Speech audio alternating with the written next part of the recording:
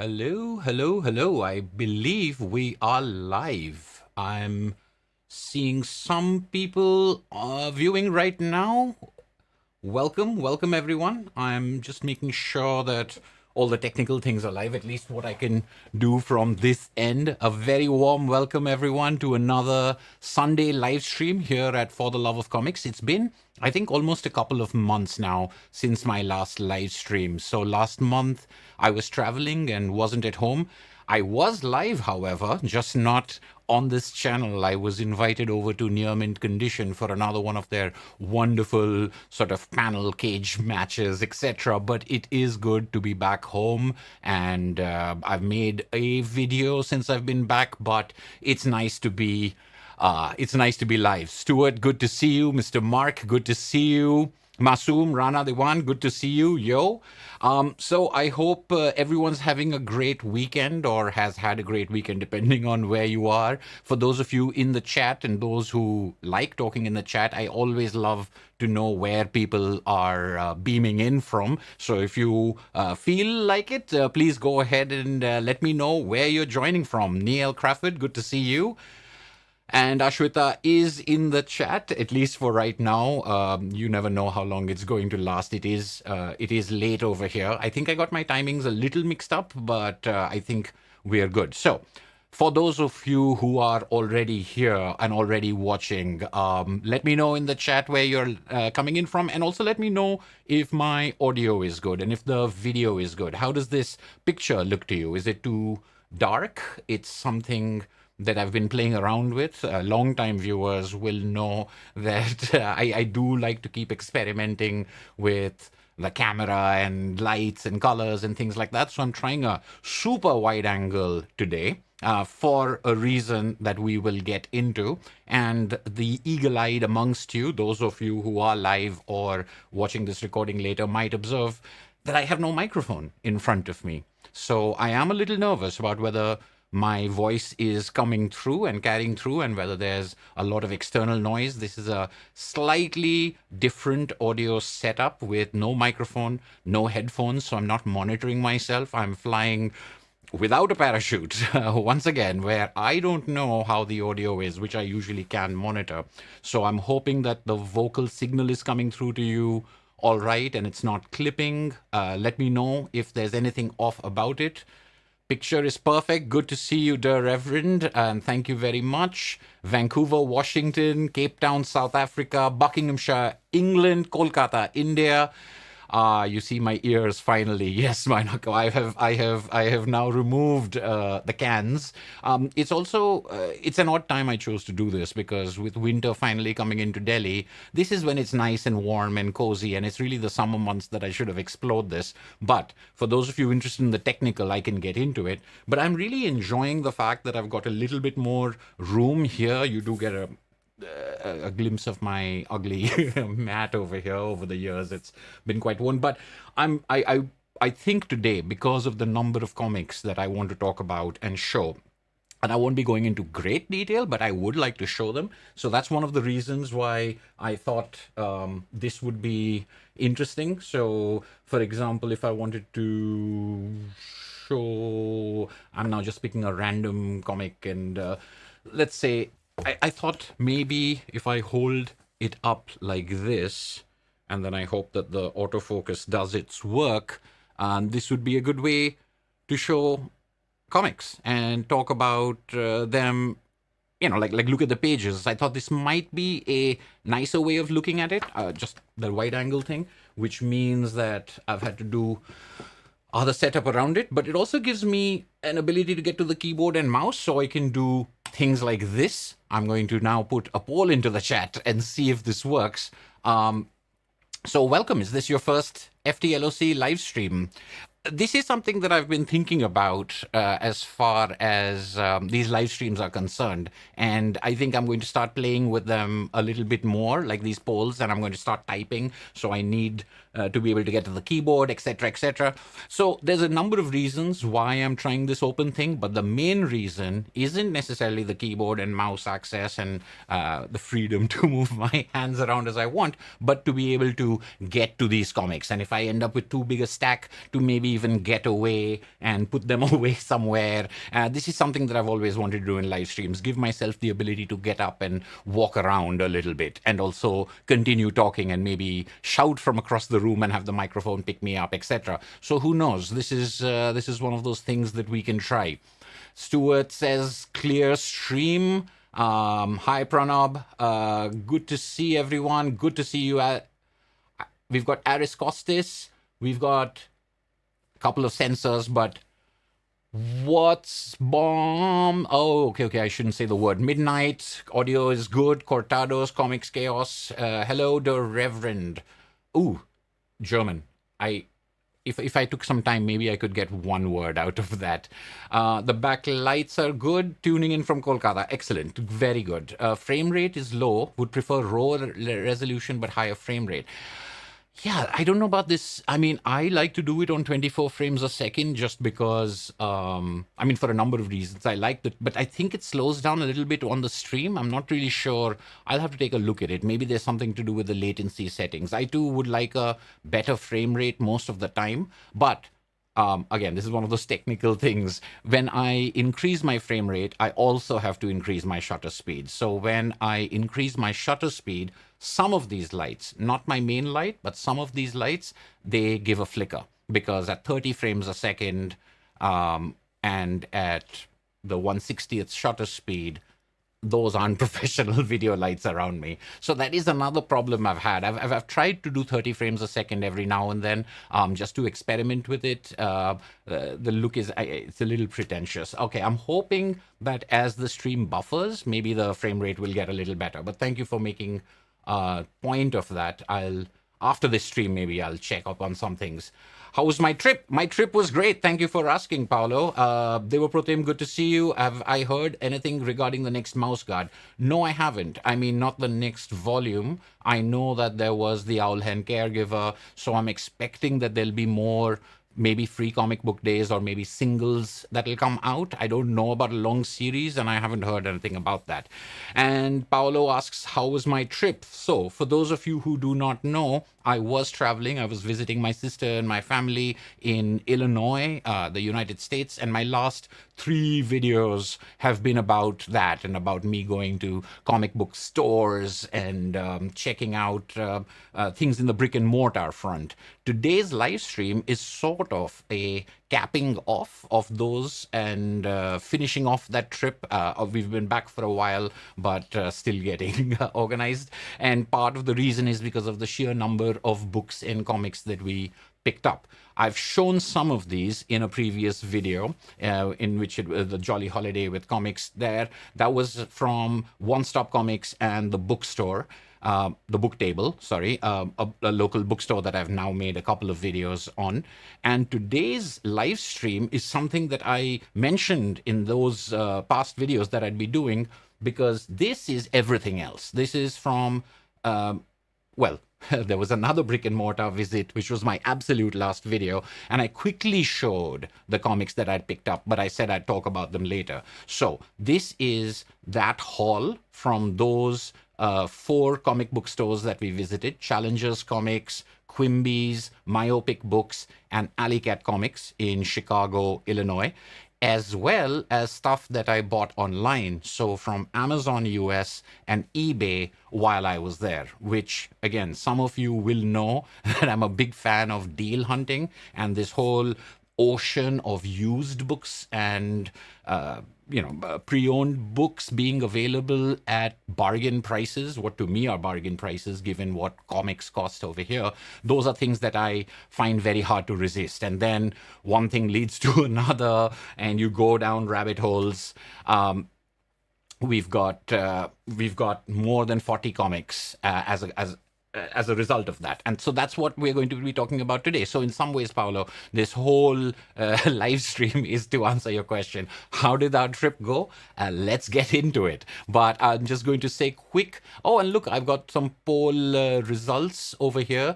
27% of you, your first live stream. So a very warm welcome to your very first For the Love of Comics live stream. This is, it promises to be a long one. I don't think it's going to be a whopper because I'm going to try to be quick, but I do have a veritable jug of water with me, given how much talking I'm expecting to be doing tonight. And I'm glad to see that the poll is working. I'm glad to see people in the chat. I'm glad to see there are people viewing. So let's jump right into it. So I'm going to ask another poll question. I love having access to the keyboard and mouse so easily.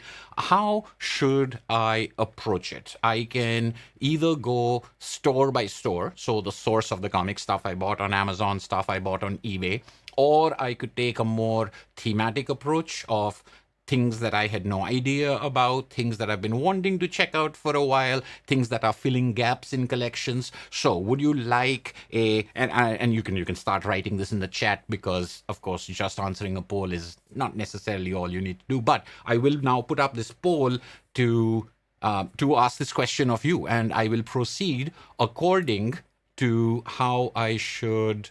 I've got to close a poll. All right, if anyone hasn't voted in this poll, 75% of you, it's not your first rodeo, and 26%, 2674. Excellent. Warm welcome to those here for the first time, and a warm welcome back for those returning. All right, ending this poll now so that I can start another poll. I guess it sticks to the top so new joiners can look at that. All right, excellent. So 27 out of, I see 32 people. That's a good participation. I'm very happy with that. I will also maybe sneak in some impertinent poll questions like, have you hit the like button yet, etc., etc. No, I can't. All right, so my next question is, should I proceed by store or by theme?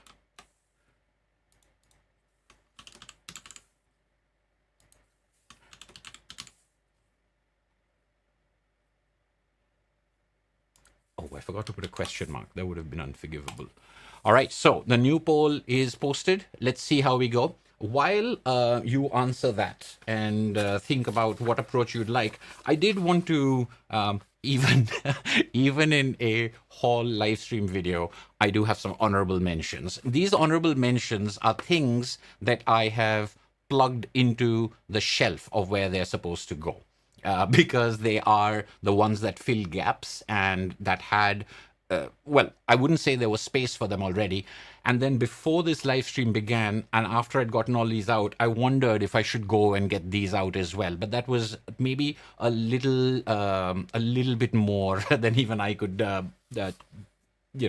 chew. So therefore, here are some books that I did get on this trip, but I'm not going to be showing over here because I've already put them back to where they belong. And some of them may be visible, barely, but with the wide angle. So first of all, Invincible, the Ultimate Collection, which are the slimmer, so not the compendiums, not the omnibus, obviously, but the Ultimate Collection. There are 12 volumes. And when I first read the first couple of volumes, and that's the first way I was introduced to Invincible, I got them on sale, and I really enjoyed that format. And I really, I was enjoying the series, and friends told me that it gets just better. So I was collecting them in that format. So I read volumes 1 through 5, and then volumes 6 and 7 were not available in India.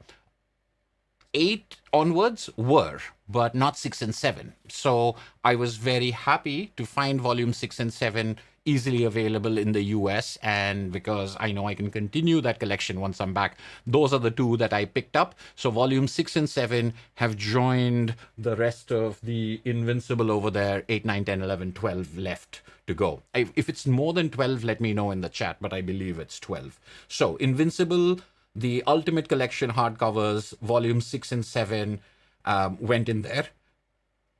I also have notes of what I had to do. So I had to remove a volume of Grendel. So I was later able to fit that back. So this has not been updated, but I did also have to make some adjustments. Crazy and Ignatz, 1925 to 1927. These are the large reproductions published by Fantagraphics of George Herriman's Crazy Cat comic strips. These are larger than the paperbacks that Fantagraphics had put out, I think, 2 decades ago, or maybe less. And I have a lot of those paperbacks, but they're all of the later years, from 30s onwards. So I never had the initial paperback volumes, so I've been very happily collecting them. I realize that I do not have 1923 to 25, so that's a volume in the middle, but I believe that's available, and I believe then this one, volume from 1925 to 27, wasn't available in India either. So that's another one I picked up. It's a huge volume. It's in the living room. I'm not pulling it back down.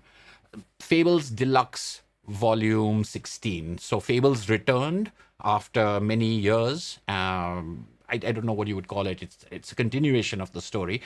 I didn't read any of it because we don't get singles over here, and because the rest of my Fables collection many years ago, I'd upgraded my trades to the deluxe editions and actually finished the series in the deluxe editions. This is the final volume. I thought I already had the final volume, but many years later, Fables came back. The new deluxe is out, I saw, and I got that as well. I should mention that while I was there, there was a sale on Amazon, and it was just for a couple of days as soon as we got there, and I took advantage of that, is where you could buy 2 books and they'd give you a 3rd book for free. So whichever was the lowest price book would be free. So it was, and then when I was looking through that, I saw those volumes of Invincible, and I saw the volumes of the Fables Deluxe 16, etc. So I knew I wanted these. The Invincible I definitely wanted. The Fables probably I could have found over here, but you know how it is, where I had to make the 3rd book to make the 2 count, and so I threw it in there. Of course, that's not the only things I bought, so I ended up buying many books on that. The last 2 I have over here, and over here I may show this. What I was able to pick up was Arma Volume 3. Now, for those of you who don't know,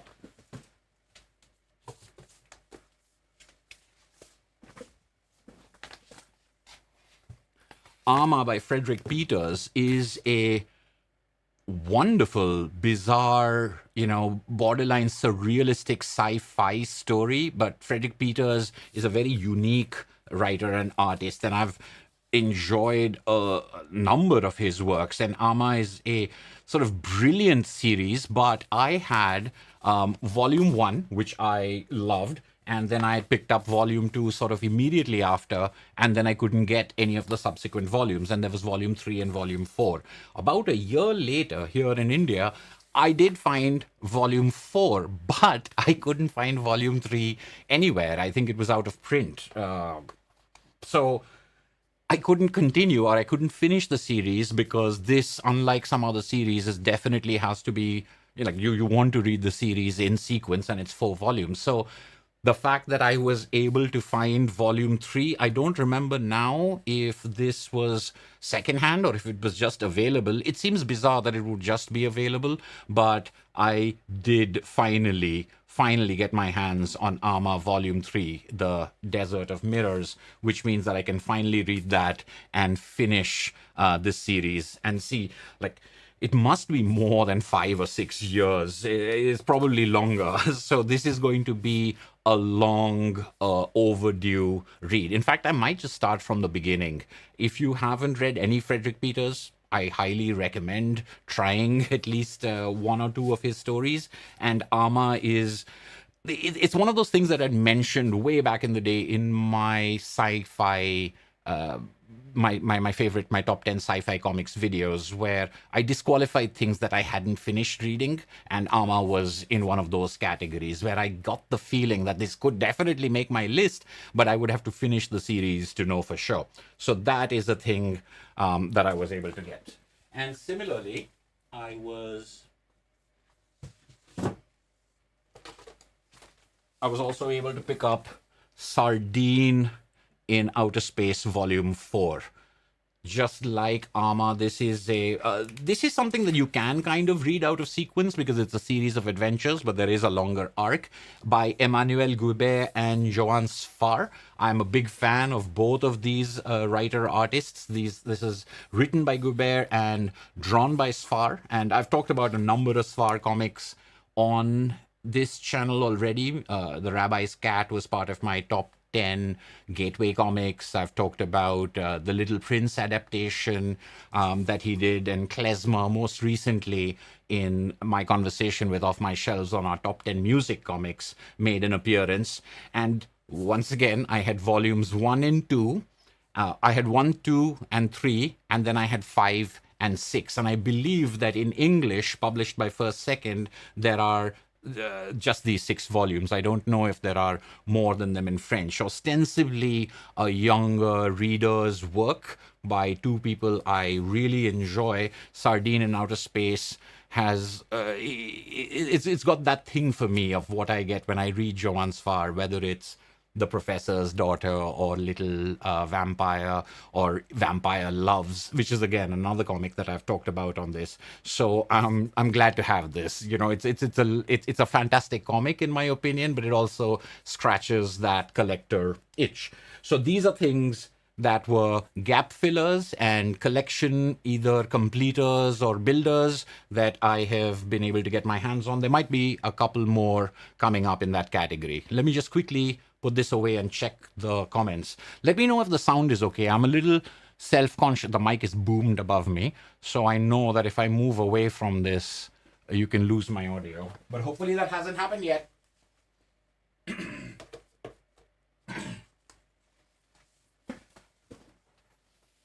Fables is cool. Yes, I agree. DC should collect the issues that are missing from deluxe and compendium format of Fables. What material do you think is missing from the deluxe formats of Fables? Are there, like, do you mean the spin-offs, or are there other Fables things that are actually missing? Sleepy Reader, hello, good to see you. Is Bookswagon our only good choice here in India? Unfortunately, at least from what I've found, 90% of the time, as far as bound volumes, trade paperbacks, or graphic novels are concerned, yes, Bookswagon is the place for the new books. I think you may get lucky in used bookstores, although that's a rarer and rarer experience. And every now and then Amazon will have some sales. Otherwise, if you're able to somehow directly deal with the publishers and see if you can get better discounts, but you know, somewhere I understand it doesn't matter. Even if you get a 40% discount, $50 is a lot of money. So that bargain hunting, that thing that I'm so into and what I'm going to be celebrating on a number of occasions here, that I think is very rare for comics in India. I think there might have been a time where that was something that was possible, but I don't think that exists anymore. I mean, again, you can get lucky, you can, and I think there are a couple of avenues for buying singles nowadays. Worthing is a good online as well as physical bookstore that I have used, and I know many of my friends use a lot.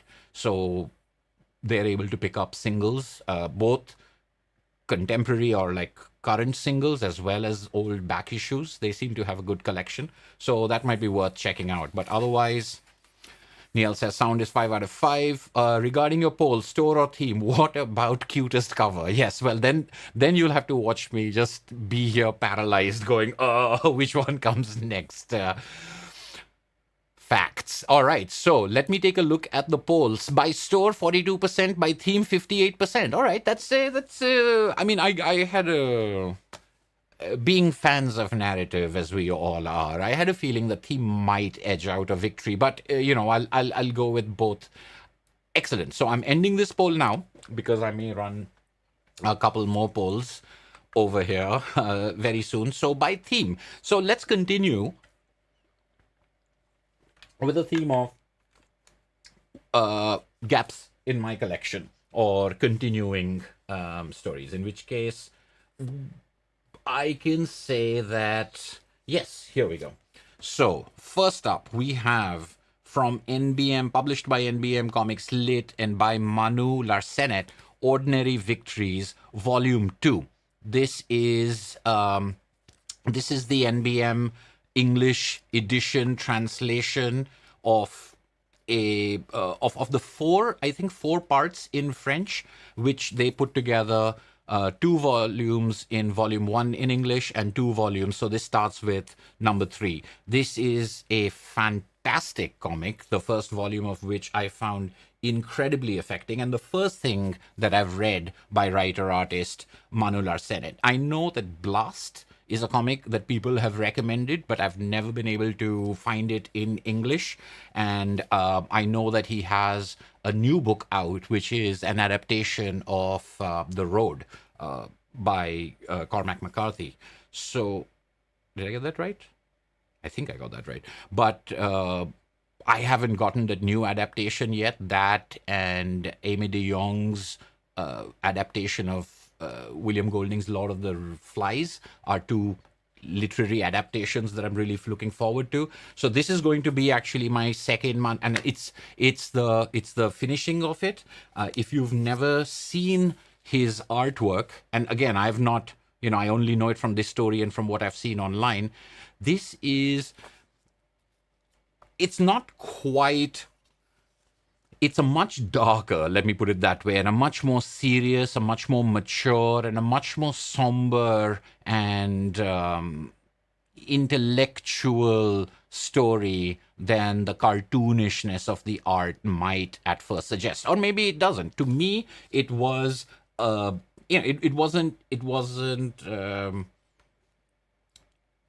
didn't startle me, or it wasn't unpleasant, but it was an interesting mixture. It is a quiet story, and as the title says, Ordinary Victories, it's about sort of the ordinary everyday drama, but none of that does that justice. So I couldn't find this wasn't even available, like, never mind at a high price, it was just unavailable for the longest time. And then suddenly it was available, and there was more than one copy available. So I don't know what's going on with my search skills, but needless to say, I'm extremely happy to have picked up the second volume of Ordinary Victories. If you're able to get your hands on volume 1 and volume 2, I'm not sure when they were published. This is, like many of these, it's a library withdrawn copy. It's got the stickers, etc. on it. But as I've said, I think a good 40%, if not more, of my library over here is made up of ex-library and used books, which I love collecting. I'm trying to see if I can find a date on this. Nothing that I can see. Interestingly, I mean, I bought this. This is from Park Ridge Public Library in Park Ridge, Illinois. This is something I always like noting as well. Where did this book find its way into my hands from? So that's Ordinary Victories by Manu Larsenet. I also have over here the third, and this isn't really a series, but this is the third book in the adventure game comics format by Jason Shiga, this one being Samurai versus Ninja. The first volume, Leviathan, was one of the books I talked about in my favorite reads of 2022. And in, I think, my last live stream or the one before that, I talked about, oh no, it was on 31 Days of Comics, the comic that makes you smile, in which I talked about Jason Shiga.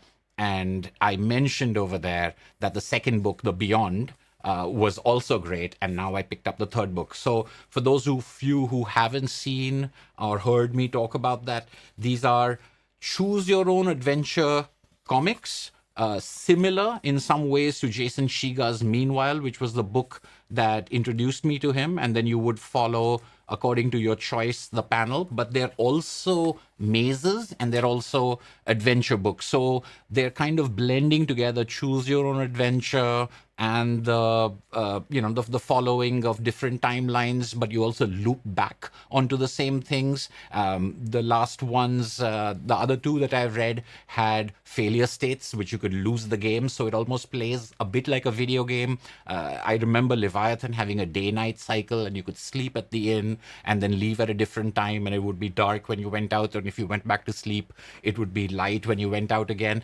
Just marvelous use of the comics medium, while also telling stories that are very funny, very silly, very exciting, and have incredible plot twists and turns. The interactivity that I love in comics is given like a new sort of it's given a new height by Jason Shiga, one of my absolute favorite comics artists and writers. I've made videos. I've made a big spotlight video on Jason Shiga. I've talked about his comics, and I will continue to do so. I hear his new book is ready. He's been working on it for the last 8 years, called The Box. That should be out hopefully sometime this year, if not I think it'll have to be not this year, in 2025. I'm hoping that I get my hands on that in 2025. Until then, I have Samurai vs. Ninja, the third and final adventure game comic. By the way, the 3 books are not connected to each other, so you can read them in any order or read one and not the other. They're of different genres. This one obviously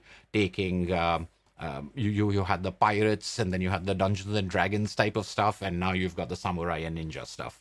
So yes, so here we have Jason Shiga's Samurai versus Ninja, and that's why it says 3. We need Blast in English. Yes, I mean, I think there is a Blast edition out, but it's out of print. I think it was translated, maybe published by NBM, but I might be wrong about that. Cosmonauts of the Future. See, that's another comic. I don't think that's there in English. How do you pack the comics in your suitcase when you go abroad? As tightly as I can. Wrap them in clothes, keep their spines towards the middle. It's similar to how we pack boxes because we take as few clothes as we can so that we have more room for books and comics, but you do have to pad them out, in which case we use clothes or we use candy, which is where gummy candy comes in really useful as well. The Road, Blast, and Broderick's Report. All right, so I'm going to get the Road eventually, but Blast and Broderick's Report, I don't know about that, when I can find that. Samurai vs. Ninja was his best yet. Okay, good to know. Now you've got me, because I really enjoyed the other 2 books as well. In fact, I think I can play through the Beyond a couple more times. I remember, I mean, Leviathan, I went through it a number of, a couple of different ways, but attempts. This one being the best makes me very excited. All right, next up, so Ordinary Victories, Jason Shiga. Next up, we have Love and Rockets. So this is Love and Rockets Volume 4. This is something that obviously we don't get here in India in magazine form. So unlike the other Love and Rockets that I have, which are in collected editions, much of this has not yet been put into collected edition. Some of it has been, but there's a lot to catch up on. And I was traveling in the US like 3 years or 4 years ago, which when Love and Rockets 4 started coming out. Here it is. I brought it out for my Love and Rockets video. So this was number 1 of series 4 that I picked up, I think maybe 4 years ago or something like that. Then a couple of years later, again, I was in a local comic book store, and that's when these 2 were out, I think 6, and 7. So what I had was just what I had picked up in brick and mortar stores, 1, 6, and 7, and I needed everything else. So what I was doing was I was searching for them, and they are they are available. Not all of them were available, but then what I found was someone who was selling a random lot of them, and what they were selling was number 2, number 5, number 6, number 13, number 14, and number 15. And I think number 15 is either the last one to come out or number 16 is the last one to come out. Now, what confused me is when I first saw this, I was like, oh, I don't have any of these. I'm going to get this lot, and then I'll figure out filling in the rest of the gaps later. It's, you gather what you can, and this was a good price for the number I was getting. I did realize later, and I do realize now that I already have number 6, unless. Yes, I already have number 6, and this seems to be a variant cover, which is why I didn't recognize that. So I'd have ended up with a duplicate of number 6, but now I have 1, 2, 5, 6, 13, 14, 15. I don't know how I'm going to keep track of this. I've got to make a note of this somewhere, but that's the way it goes when you're trying to put together things after the fact. And this is the way a lot of my collection has been put together. As you can see, Sardine in Outer Space and Manu Larsenet, as well as what was the other one that I just showed over there? Ama, etc. It's a marathon, not a sprint. You're in it for the long haul. You take what you can. You see what becomes available at what price. And Love and Rockets, Volume 4, well underway, still have some significant holes in it. It comes out twice a year, Gore Vidal says. Good to see you, by the way. Blast was only published in digital format in English. Okay, that's what I saw, the cover of it as a digital read. That's unfortunate. I know there are some European comics that are only available digitally in English, and while I'm glad that they're there for, I'm not a digital reader. The one I think of right now is Glorious Summers by Zidrou and Jordi Lafebre, and I've heard a lot of good stuff about it. I've seen a couple of pages from it, and I really like the other stuff by these creators that I've read.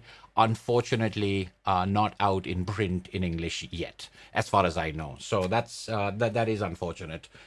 So, Love and Rockets twice a year. So then I think it's been 7 years then, Gore, if I'm calculating that correctly. It's been 7 or 8 years since Volume 4 began. So I picked up 1, and then I picked up 2 more some years later. Yep, that makes sense that I would have picked up 5 and 6 3 years after I picked up 1. Only 2 people in your LCS have it in their pull box. They say on the shelves, and you buy and you give it to someone. Well, Gore, I hope you were taking note of which ones I'm missing. No, I'm just joking. But yes, I think this is one of those things. And I noted for people that The Hate Revisited was another thing I was looking for. The last issue of Peep Show was another one I was looking for. I had specific singles in mind, and then other people put things into my head, but I was glad to try those singles. Anyway, I don't need to recap all of that. Watch my previous video if you want to know about all of those things that I picked up. Let's continue with the same theme of filling holes in my collection. This is Quimby Mouse, the hardcover collected edition by Chris Ware. Some of you may have seen this on the shelves of the book table in the video that I made about visiting the book table. And it did catch my eye over there. And I did go back and pick this up because I would, because I wanted it. However, the reason I'm being so wishy-washy about it is because this is a hardcover collection of comics that were published in Acme Novelty Library. There are a couple of extras, I think, I'm not sure, but I know that I already own most of this material in the original publication format, and this is the sort of collected format, the way that you have. Now, I'm not above double dipping, so I thought this handsome hardcover deserved a place on my shelves. But I was amused to read this right at the beginning by Chris Ware, which I'd like to share with you. And for those of you who haven't read Chris Ware's end papers or notes, they're very different from the fiction that he's writing within the main pages of, say, things like Jimmy Corrigan, Rusty Brown, even the Acme Novelty Library issues. There's a satirical comedy, outright archness in language being played for laughs in a way that isn't there in his fiction. It's a very different Chris Ware that you see in the marginalia and that you see in the notes, and the tiniest of the typefaces contain the most bizarre deviations from his usually much more serious and somber fiction. So I'll give you an example of all of that and tell you what applies to me, how presciently or how clearly he has seen this. This is right over here on the first page. All of this is the copyright page, but this is the section that I'm reading over here. The final collection to ever be reprinted, renovated, or redesigned of the immature, generally ill-conceived, and fairly sentimental student efforts handcrafted by the American artist F.C. Ware, 1967 to 2050, who, nonetheless, despite his youth, really tried quite hard to create something of modest value and genuine emotion, though now, with the weight of age, thinks most of it might actually not be so good at all, perhaps even in some cases bad, yet has tried to stay interested just long enough to assemble again, once and for all, this exhaustive survey of earliest publishable work. And so you're like, okay, this is student work of his, etc., which, to be quite honestly, is not recommended that you purchase. He's speaking to me right here. Unless you'd like to throw out or upgrade earlier books, or are speculating as to an investment potential, which of course is your business, but again, not recommended. So the author does feel it necessary to stress that this is a being offered largely to satisfy the requests of his publisher. All right, so I'm not throwing out my old issues, but these things are made for people like me. I have received that validation directly from Mr. Ware now, so I shall never feel bad about such things again. It's a very handsome book. I also picked up another volume of Usagi Yojimbo. So in a couple of months ago in a stream, I was talking about how there was new Usagi Yojimbo being published by Dark Horse, but it hasn't been collected in a trade paperback. Then a few weeks later, I was like, there's a trade paperback is out, but it's not available here. So I got it because it was something that I also picked up as part of that Amazon thing. So just collecting, continuing with the Usagi Yojimbo collection, the Dark Horse Saga volumes end with volume 9 and Legends. And after that, there are no hardcover omnibus saga volumes. All of that after that is IDW trades, the ones that I talked about earlier. So I think there are 6, if not 7, 6 trades in color. And this is back to Dark Horse, also in color, more Usagi Yojimbo. This is just what you got to do when you don't have those saga volumes coming for some years yet. What else? Kaiju Max, the deluxe edition, volume 3. I didn't realize that there was going to be a volume 3. I just thought that volume 2, which used to be back there for many, many months, I don't think I've moved it somewhere else. I thought that the 2 volumes of these large deluxe library, I don't know what exactly they're called, the larger editions, I thought the 2 volumes were all they were going to be, but suddenly disappeared out of nowhere some months ago. And since then, I've been dying to get to it. So I'm finally able to finish Kaiju Max. And the reason why it's on my table and not part of these notes is because actually there is no room on the shelves next to the other 2 Kaiju Max volumes. I'll have to find a new home for all 3 of them because they're next to things that are like 7 volumes. So there's no way I'm moving one of those for this. The sad lives that we lead, isn't that right? I'm really looking forward to reading this Kaiju Max. If you haven't read it, it's another one of those really surprising comics. Ostensibly, it sounds like it should be an outright farcical comedy of sorts. There'll be these monsters, kaiju, and this is about a maximum security penitentiary for them.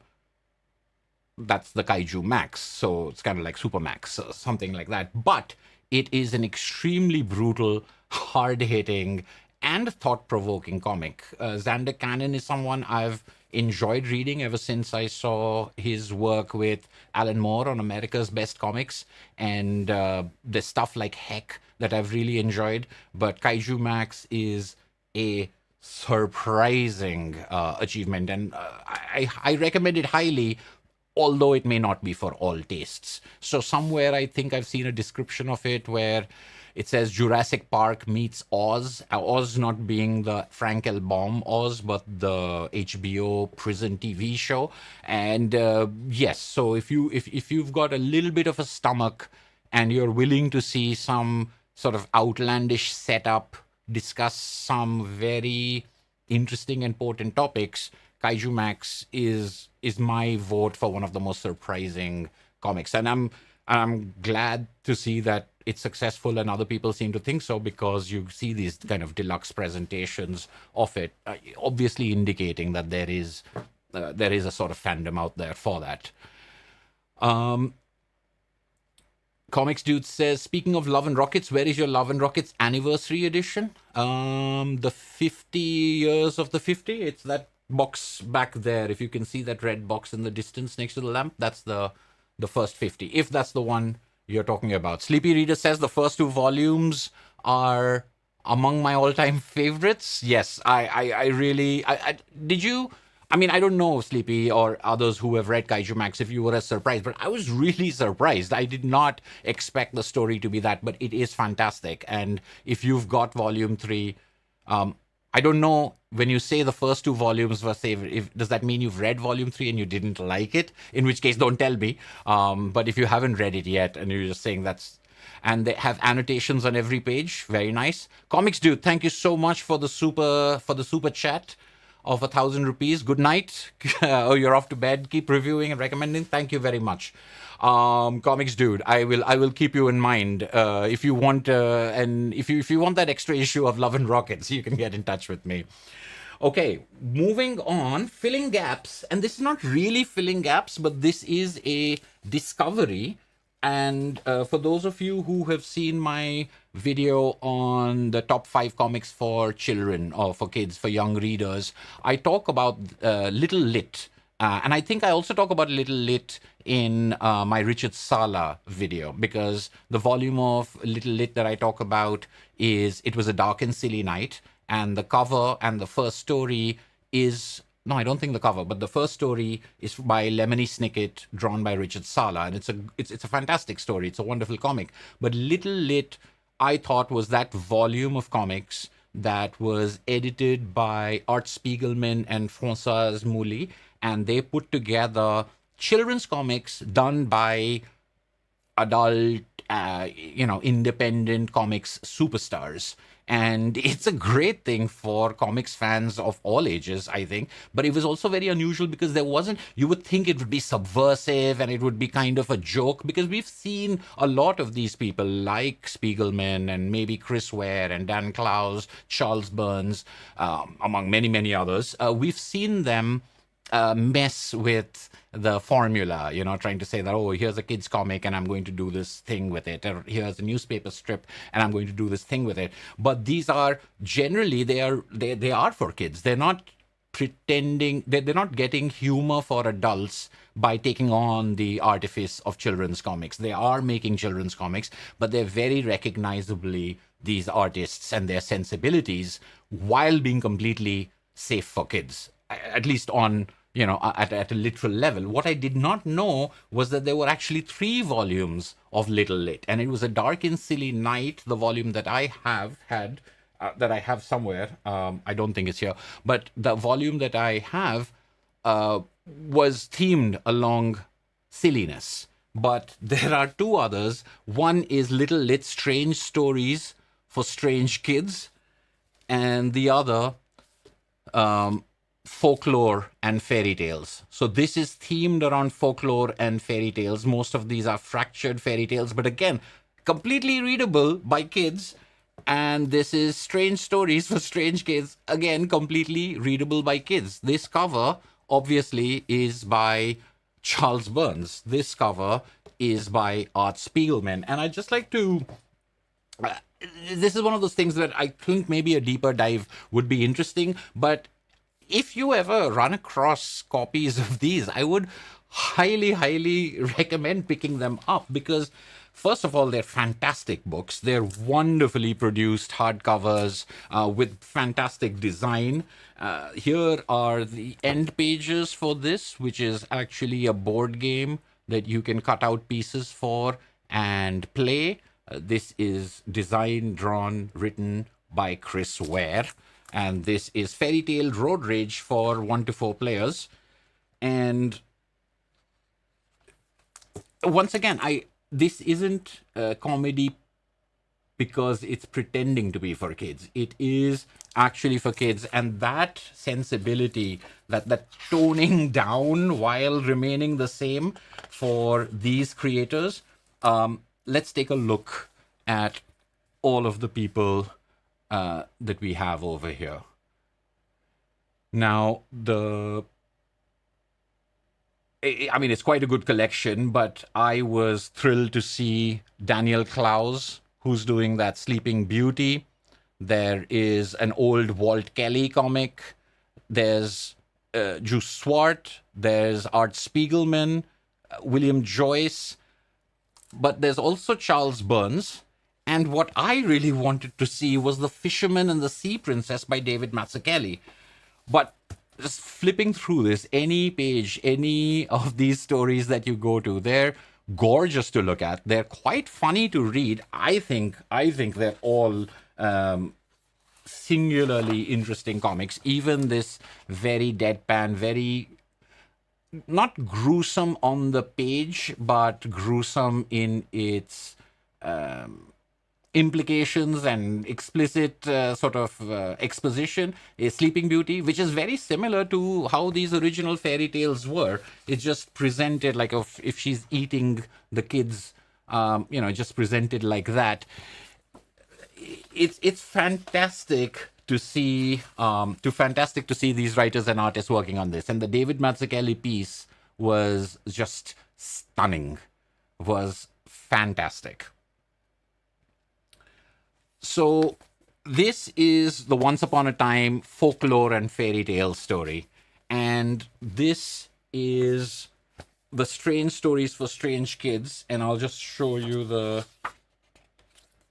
it's not as spread out as it was, but over here we've got Art Spiegelman, we've got Maurice Sendak, we've got Richard Maguire, we've got Barbara McClintock, David Sedaris with Ian Falconer, Jules Pfeiffer has, Posey Simmons has one, Kim Deitch has one, Louis Trondheim has one, Paul Auster, Kaz is there in all three, I think.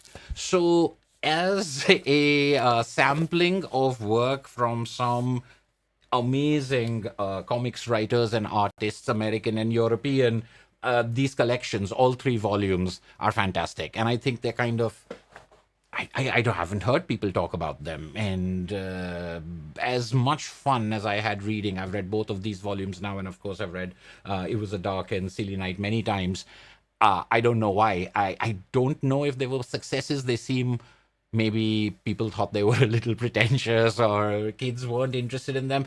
I'd be interested in seeing what kids would think of them. Now, I know the one video that I want to make coming up in the near future, hopefully, is a follow-up to my Great Comics for Kids video.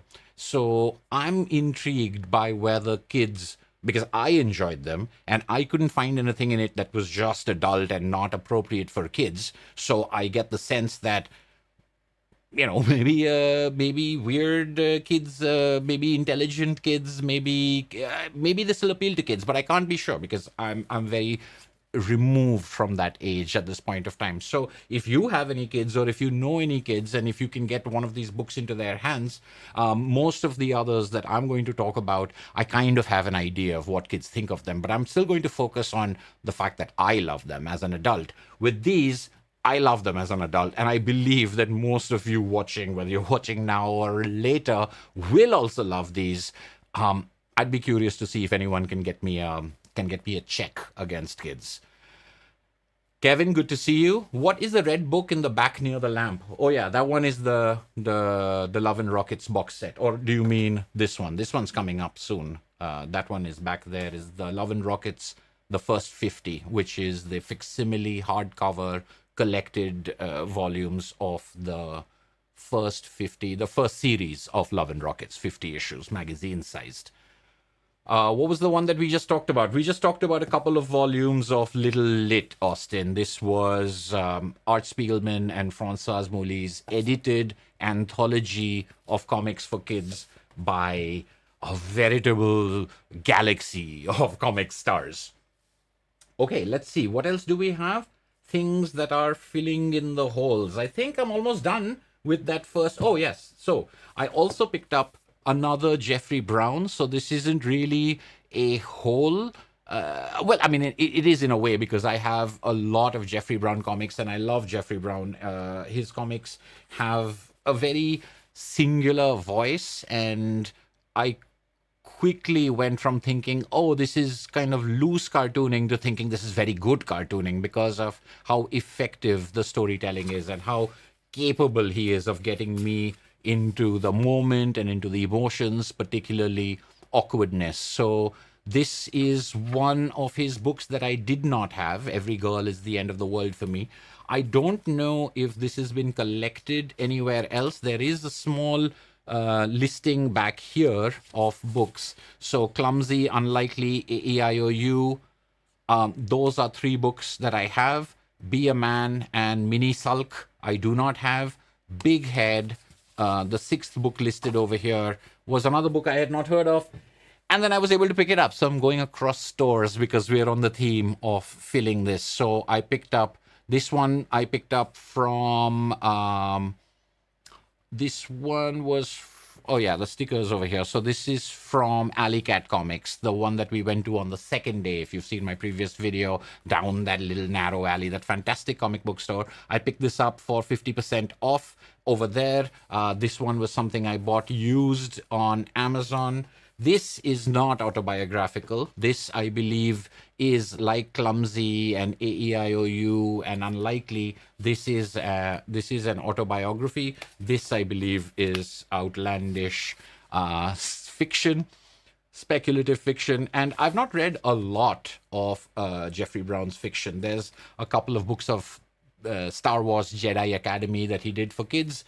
There's Lucy and Andy Neanderthals, and I think he's done a sort of Transformers GoBots type of parody comic called The Amazing Change Bots, but I've never read that. But I am a big fan of Jeffrey Brown, more into the collection. Now, this is a very good representation of what Jeffrey Brown books, what problem they present to me is they're all different sizes, and some of them are hardcover, some of them are paperback, some of them are tiny, some of them are really thick. So shelving them next to each other becomes a Tetris puzzle almost. But once again, a decent problem to have. What else fills in gaps? I don't believe I have anything else that fills in gaps. So we can move on to the next category. Oh, wait, of course. Now, since we're not going by store, I'm going to go into the Quimby's package, which I showed in my other video. But one of the things that I was able to find at Quimby's that I hadn't found in the other LCSs that I visited, and I mentioned this in my other video, was Peep Show number 15 by Joe Matt. I realize now that this is back to full comic size. I was just recently talking about Peep Show, and the later issues had kind of shrunken down. So I have Joe Matt's Peep Shows from 1 through 14. But this is a posthumously published issue brought out by the effort of a number of his friends and admirers, and many years after number 14. So I'm glad that Joe Matt's Peep Show has been completed by pages 27 and 30 have been inked by Chester Brown, brought out by Fantagraphics. It was the thing I was looking for. I was in Quimby's. I was walking around, and there it was, one copy on the shelf. And I was just like, after 4 LCSs asking for it and not finding it, Quimby's to the rescue. So, R.I.P. Joe Matt. Peep Show number 15 will join the other 14 in the comics cabinet in the other room. Okay, what do we got in the chat?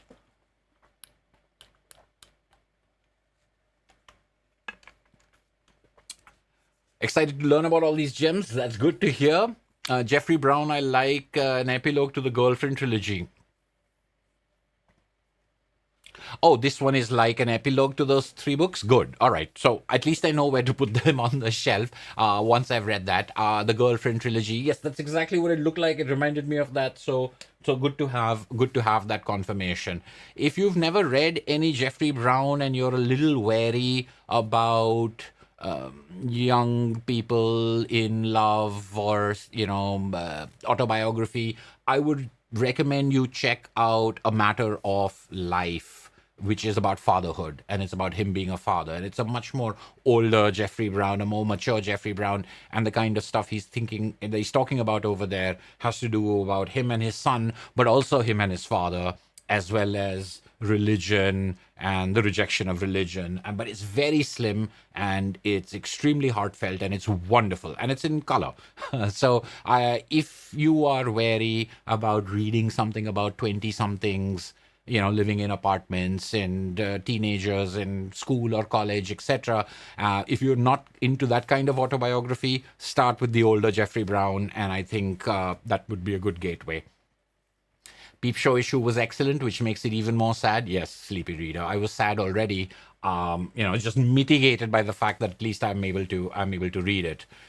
While Colin Taylor was watching football, of course.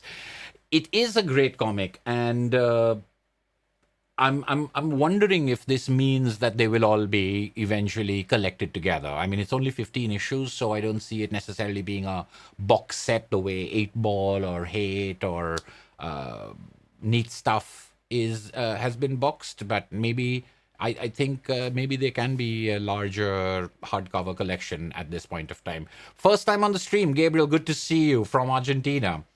That Comic Crack very kindly offered. Hi, Comic Crack. Comic Crack very kindly offered to send me a copy of Peep Show if I wasn't able to find it, and I was definitely going to take him up on that offer. But I think I saved him some postage, and Quimby's to the rescue, as I said. So now that we are done with things that are filling gaps, we can now move on to new reads and the things that we saw from there. So maybe I can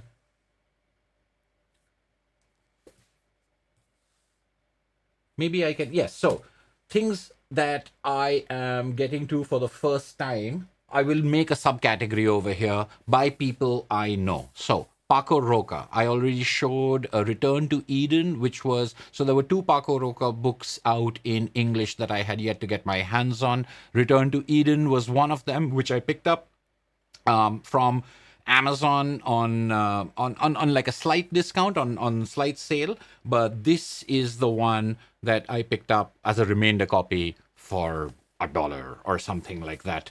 And it's in fine shape. This is what I mean. This is what I like. This indicates that it's a remaindered book, and the rest of it is just pristine. I've read the Memoirs of a Man in Pajamas. This is Paco Roca, sort of autobiographical, but it's really an alter ego being played for laughs, and the comedy in it is very gentle. It's very observational. It's not at all dry. It's a story of his neuroses and his life, and the fact that his ambition ever since he was young to spend all day in his pajamas, and now that he's a writer and works from home, he finds that his dream has come true. This is just gorgeous Paco Roca art in a very sedentary, I mean, like, he's mainly in his house, and it's his thoughts and his conversations. In some ways, it reminded me of Dupuy and Barbarian's Monsieur Jean stories, but in some ways it reminded me of Adrian Tomina in his autobiographical stuff after he's become famous. So sort of like the memoirs of a long distance cartoonist. But it's a lot less biting and it's a lot less scathing. And I think my only problem with this is that it does, in spite of its lovely size, in spite of the beautiful art, and in spite of all the pages we get from it, it does seem, at least for half of the book, to be a slightly slighter a work. There are observations, there is humor, but they don't necessarily strike me as being this scintillating wit or this incisive insight into something. It's humanizing and it's deeply empathetic. You can, it's not like Larry David in Curb Your Enthusiasm. There are neuroses, but they're all sort of lovable and they're all sort of understandable. It feels closer to the kind of one panel New Yorker cartoons or things that people would share on Instagram, a slice of life. And I got the feeling, I think, especially after reading all the other Paco Roca that I have, I got the feeling that Return to Eden would be the kind of serious family drama kind of fiction thing that I'm looking for. And this ended up being more of a light kind of work. So I don't know if I'm being fair to it. Maybe I should read it one more time before I decide that. It is, like all Paco Roca, very easy to read. You can just go from page to page and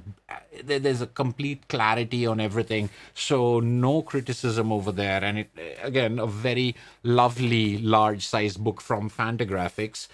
Just not as, it's not the same thing as Wrinkles or Twists of Fate or the Winter of the Cartoonist. It's not at that gravity level, which may mean that it took me a while to adjust to that, or maybe I didn't fully adjust to that.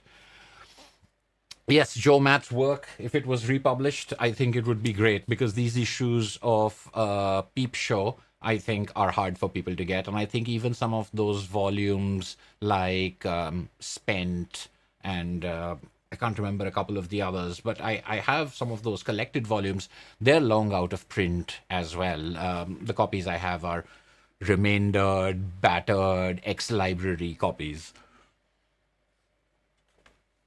Okay, moving on to what people recommended that I check out, and I've been wanting to check these out for a while.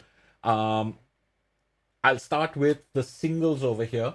At Challengers Comics, I found a dollar bin, and in the dollar bin, I found two issues, number 2 and number 3 of Bear Pirate Viking Queen. I've seen a couple of people talk about Bear Pirate Viking Queen. I think Sleepy Reader was the first person I saw talk about, I think from the very first issue, and I remember that looks really intriguing. I don't know if it has a lot of plot. It seemed to be very art fueled and very much about the mood of it. And I believe that Sleepy Reader said something along those lines, or I might be misremembering right now. And I was very happy to see these in the dollar bin because I get to try them out. Of course, I don't have number 1, so you should let me know in the chat if I could just go to number 2, or if I've now got to wait and find number 1, or try to find a digital way to read it just so I can read these two. I will say that just flipping through these pages, the art looks fantastic. And from what I've heard, and I think just recently, Bunkmaster B had a video in which he was talking about Bear Pirate Viking Queen. So I got a little bit more information about when it's set and the fact that these are 4 separate characters, etc. So I've got some sort of an idea of it. But yeah, I was happy to find them so that I could check it out. I could check it out for myself. Similarly, I also picked up a couple of issues of Billionaire Island by Mark Russell. Mark Russell being someone whose work I have greatly admired, and the more I read of him, the more I actually find to enjoy. Even in things that aren't 100%, there's always something that I find clever, that I find maybe insightful, and Billionaire Island, published by Ahoy Comics. These are my first ever Ahoy Comics. Billionaire Island, similarly, is a comic that I'd heard about. This, luckily, I was able to get issues 1 and 2 of. I have read issue 1. I enjoyed it tremendously. I think somewhere right at the beginning, maybe page 1 or page 2, there's a line where someone says, let's face it, there's never been a more dangerous time to be a billionaire. It kind of got me there. So the super rich have an island. I'm going to find out more about this story. I'll have to, if I enjoy these two, then I'm going to have to look for the trade. I don't know if Ahoy trades are easily available in India or what prices they're at, but I'm guessing this is going to be a good read from what little I've read. Let me know in the chat if that is not the case. Huck by Mark Millar, Rafael Albuquerque is a comic that a couple of my friends, I've heard them talk about this comic a lot over the years. I've never, I mean, to be perfectly honest, I've never actually looked for a trade, or maybe I looked for the trade once and it was, I don't know, like $25, or it was something that I was not willing to pay for something that I had no idea about. But I did register the fact that it has a good reputation. So I found this in the sort of discount bin, heavily discounted as well, and that was the perfect opportunity for me to pick up this Mark Millar tale. Now, it says book 1, All American. I was under the impression that there is only 1 volume of this out. Once again, in the chat, you can let me know if that's not the case. I'm hoping this is a one and done story, or even if there's potential for it to continue, I would really hope that the story is self-contained. But the way that people have talked about it, and the fact that they've always said Huck as a short piece, or that's what my memory is. I think it's only 1 volume, and maybe the book 1 thing was optimism, or in case it gets picked up, but I'm not sure. Is Billionaire my first Mark Russell? No, Sleepy Reader. I've read Mark Russell comics before. I think I got introduced to him by the Flintstones comic, which I thought was fantastic. And then I've read like the piece that he had in the Swamp Thing collection. I forget which Swamp Thing collection it was, but it was the one with modern day Swamp Thing stories, one shot kind of stories. I really liked his story in that. I read Snagglepuss Chronicles recently, which I talked about in a live stream, and a couple more that I'm forgetting right now. But I really enjoy that, and I've found his short stories in anthologies. He's the person who gets anthologized often, or he submits to anthologies, I suppose. And he's generally been one of the better things, in an anthology. So I'm looking forward to that. It is my first Ahoy Comics comic, though. And Scott Johnson says that his other Ahoy book, Second Coming, is my favorite. Second Coming is something I didn't see. I've heard a lot of good stuff about Second Coming as well. He's one of those people that I think people do like to rank their works off. I don't know if I've read enough to get to that level, but I'd really like to. And Aris Costas says, don't get me started on Mark Russell. He's the reason I bought an X title. Oh, he's writing. I mean, there are lots of people who, I think of people like Matt Kent, Jeff Lemire. I love a lot of their creator-owned separate work, and then I'm fine sort of not reading their superhero comics. Or I've tried them, and there's such a big difference, or it's just the restriction of the thing that it's okay, But I know what you mean. Sometimes I'll try out something just to see what that writer does with something like that. And Mark Russell doing an X-Men title might be worth a look, yeah. Colin Taylor, Second Coming being really, really good, second only to the Flintstones. The Flintstones is fantastic. I did enjoy the Snagglepuss Chronicles. I did enjoy it a lot, but not as much as the Flintstones, which I thought was fantastic. I'm forgetting a major Mark Russell that I've read, but now for the, of course, now that I'm live, I won't be able to remember. This is when on recording I would hit pause, do Google or go to my shelves, come back and pretend nothing had happened. But yes, let me know if there's more than one Huck, because especially if it's a cliffhanger or something, I'd want the second volume. But Mark Millar, one of those people that I'm trying to think of how many Mark Millar books I love, and there are a couple that I enjoy a lot, but then there are a couple that I don't enjoy. So let's see where Huck will fall over there. Billionaire Island. Yes, yes, yes. So things that people have talked about. Yes, other stuff that people have talked about. Ginseng Roots by Craig Thompson. Now, this is something that I knew was being published in single issues. And so I was going to kind of look into it when the collected edition came out. So it's not so much like it was something that was brought to my attention or recommended by somebody. I knew about it, but the edition that I have over here is something that I've bought because of Mr. Earl Grey, who had a video on this box collection of essentially a box of all the single issues, sort of packaged together. So rather than the collected edition, it's all of these issues with extras and other things in it as well. A lovely box. I haven't had a chance to dig into it. I think it's just the 12 issues. I don't know.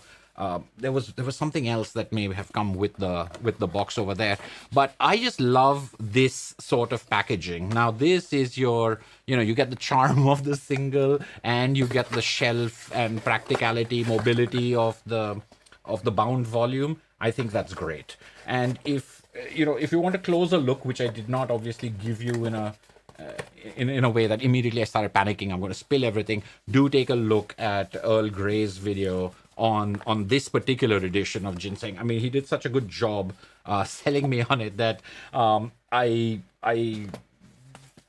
abandoned the plan to buy the much cheaper paperback edition and went for this box set collection. This particular format, very appealing to me, reminiscent of the second edition of Adrian Tomina's 32 stories, which were actually his, I think, 12 issues or something like that, 12 issues of his self-published zine Optic Nerve that he published while he was in high school, with photocopier, at that level. Then when Drawn and Quarterly started publishing Optic Nerve from a new number one, they took all the stuff that had been published before and put it out in a collection called 32 Stories. And that was just a traditional book. But the second edition they did of that, they made it into a brown box that contained each of those zines, facsimile reproductions of those original zines. And that just felt like such a wonderful object and such a wonderful way of capturing that thing. This reminds me of that. I don't know. I guess I've seen things like Sentient and Sarah from... I'm forgetting the publisher's name, TKO, which I like that packaging as well. So when you put singles or magazines and then give me the spine and the box, which will protect them, I think that's a lovely. I can understand why the production cost would be much higher, but it's a format that I really enjoy. So while I was going to take a look at the next, Craig Thompson, anyway, I was made aware of this edition and then tempted into buying it flat within the period of viewing that one video. So thanks a lot. Also recommended very highly is Transformers by Darian. I knew I was going to say Daniel Warren Johnson, DWJ. This is something that I've heard a lot of people praise, and then I was on that live stream over on Near Mint Condition, and some very smart people said some very nice things about this. So I had to try it out. And this is another one of those things that, along with the Usagi, and there is one trade paperback that I've forgotten to bring over here. I just realized because I bought 3 trade paperbacks on that buy 2, get 1 free. One was the Usagi Yojimbo. The latest one was Transformers, and the other one was Paul Dini's Zantana, which is a collection that I had not seen before, and I've heard good stuff about his short stories, and it's not a long run, etc. But Transformers is a comic that I have now read. This first volume I read, and I can see what people were talking about. It's a lot of fun. The artwork in it is great. I have enjoyed Daniel Warren Johnson's work on only one other comic, and that's the Wonder Woman comic, Dead Earth. I haven't read Murder Falcon, even though that's been highly recommended to me. I have not read Extremity, although I did see the Extremity Deluxe Edition came out while I was on holiday there. But Transformers was a fun read. It was a fun ride. I was happy that it wasn't overly bombastic in a way that I think the movies have kind of made me a little wary of, and it wasn't stupid. It is obviously about giant transforming robots, so there'll be that, but it had a real sense of fun and it had a real earnestness to it that I appreciated. I'm a fan of Daniel Warren Johnson's art.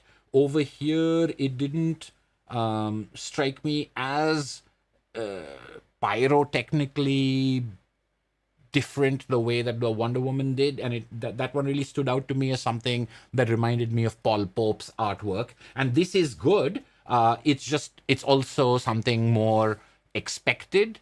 Maybe that's not the right way to put it, but it was a lot of fun. Now, will I immediately go for the second volume? I'm not sure yet. I had a good time, so therefore there's no reason not to. But it will, of course, depend on the price, etc. Now, if I see that the first two volumes are getting put together into a deluxe edition, etc., those things might tip the scales depending on how it goes. But I'd love to know if from those of you who have read Transformers, if volume 2 after this trade paperback, if volume 2 is worth it. I know there are many volumes now. I think the series has been going for a while, and I'm not sure if Daniel Warren Johnson is still on it or if he's still reading and writing. But let me know what you think. Sleepy Reader says, was I a Transformer kid? You know, Sleepy Reader, I never watched the TV show Transformers. I was at a birthday party when I was very young, in which we watched the Transformers movie. So, and I know that Optimus Prime dying in that movie affected me, even though I didn't know who he was. So, like, I think there were other kids who were Transformers kids and who knew the show, and it was like a big deal. But I was like, yeah, it's a big deal to me too. You know, he seemed like a really cool guy and stuff like that. But what I did, I did borrow Transformers comics from a friend of mine when I was young, and those comics, I only read 2 issues, but they were very good. In my childhood memory, they were very good. I remember that the comics that I borrowed from that friend, I think I talked about that friend in a video of mine. He's the same guy who introduced me to Captain Atom and Blue Beetle, etc. He also lent me G.I. Joe comics, and the G.I. Joe and Transformers comics really seemed dark to me. I mean, I think I was in 6th grade or 7th grade or something like that, but they seemed dark and serious, and they seemed like grown-up comics. So, and G.I. Joe is about war and all of that stuff, so it kind of makes sense, and there wasn't a lot of tomfoolery in that. But even the Transformers comics seemed to me to be very serious comics. So while I wasn't a Transformers kid, I had no connection to the toys, I had no connection to the cartoon. I had a sense that the comics were really good. So I think I was kind of, you know, I'm less interested in a Transformers movie and more interested in a Transformers comic was sort of built into me from that time. Paolo Costa says he was more affected by the death of Ironhide. Analog Comics, good to see you. Yeah, it happened too late for you, right? Yeah, it really depends, right? I mean, there are a lot of things that that happened too late for me. I think, and it also is not necessarily because they were more recent. Sometimes I just didn't get to stuff until later. So I didn't, when I was a kid, I watched The Never-Ending Story, but I never watched Labyrinth. So to me, the kind of connection that some people have to Labyrinth, I just don't have it. Or to Willow, I just don't have it because I saw them when I was an adult and they didn't appeal to me as much. And The Never-Ending Story, maybe it's not as good as a movie as some of these others are, but that movie is really, really seared into my brain. That's a very important movie, and it's a very cool movie, and it's a very big deal movie. The Goonies is less of a deal for me because I watched it later. E.T. I watched when I was young. So how old you are when you encounter something definitely makes a difference. Speaking of which, another thing that I picked up was Teenage Mutant Ninja Turtles, the IDW collection, Volume One. I must be like the last person on comics YouTube to take a shot at this. But some of you will know that I'm not really familiar with the Teenage Mutant Ninja Turtles. I'm not that, and I've been on a couple of live streams in which we've talked about this and other people's channels as well. And the movies, when they came out, the first two movies, they were okay. I didn't think they were great because I wasn't in the United States. I didn't read the comics. I definitely didn't read the black and white independent comics. And then I saw the movies, which were kind of goofy and all right, but they were like they felt like man in suit kind of movies. I never got into the big Ninja Turtles thing of it. I mean, I'm a big fan of Usagi Yojimbo as an adult, but those comics are excellent. The material I think that I was exposed to wasn't the right material. So some years ago, I did get IDW's reprint volume, the first volume of the Eastman and Laird series, and started reading that, and it's. And I enjoyed it, and I enjoyed it as a gritty black and white, but also, two kids just trying to make a a comic book about ninja samurai turtles. I enjoyed it, and I've been told that it gets better. I didn't find Volume 2 in hardcover and stopped looking, so I'm going to just have to get it in paperback because that's where the good stories start, I've been told. But I've also heard a lot about this reboot and the these books. I've seen them on so many people's shelves and in so many videos, and I've seen people talk about them. First of all, they're handsome books. I mean, there's no denying what a lovely what a lovely item an individual volume of this is. The design is so good, the cover illustrations are so good, and they all look so good with these kind of close-up things and these spines.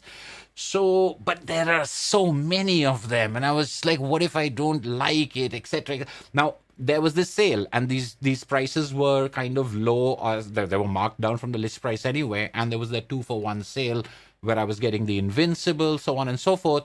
And so I picked up, purely fueled by all these years of missing out and having other people talk about it, I picked up Teenage Mutant Ninja Turtles, the IDW collection. Now, what happened is when I started reading it, the first issue did not impress me. And then the second issue didn't impress me that much either. And I started getting really nervous. And the reason I got nervous is I didn't buy just one volume. I bought volume 1, 2, and 3 because they were all marked down to something like $20. From, I don't know what the list price is, but it's like $60 list price, and it was 20, 22, 22, something like that, and one of them would be free. So there was something. I'm like, okay, I'm going to get 3 of them because everyone says they're great. And then I started panicking because I mean, they were fine, but they weren't. And I was like, I've spent $60, granted, on 3, but still I've now got these 3 hardcovers. Luckily, it started getting better, and now by like towards the end of volume 1, I'm getting into the story, and I'm also getting into the style. I think it got leaner and cleverer, and at the same time, the style of it started developing in a way that I think this is another one of those series that takes a while to get going, or you'll need to get into it. So I'm actually quite looking forward to volume 2 and volume 3. I don't know if I will necessarily collect every single volume. I think there are 16 or 7. I don't know how many there are. I doubt that I'm going to go for the entire series. But again, this has been so highly spoken of, including again by Earl Grey, where he was talking about how he took them down to sell them and started reading them and enjoyed so much that he put them back on the shelf. So that's pretty high praise. But I've heard positive things about this from almost everyone I've heard talk about it.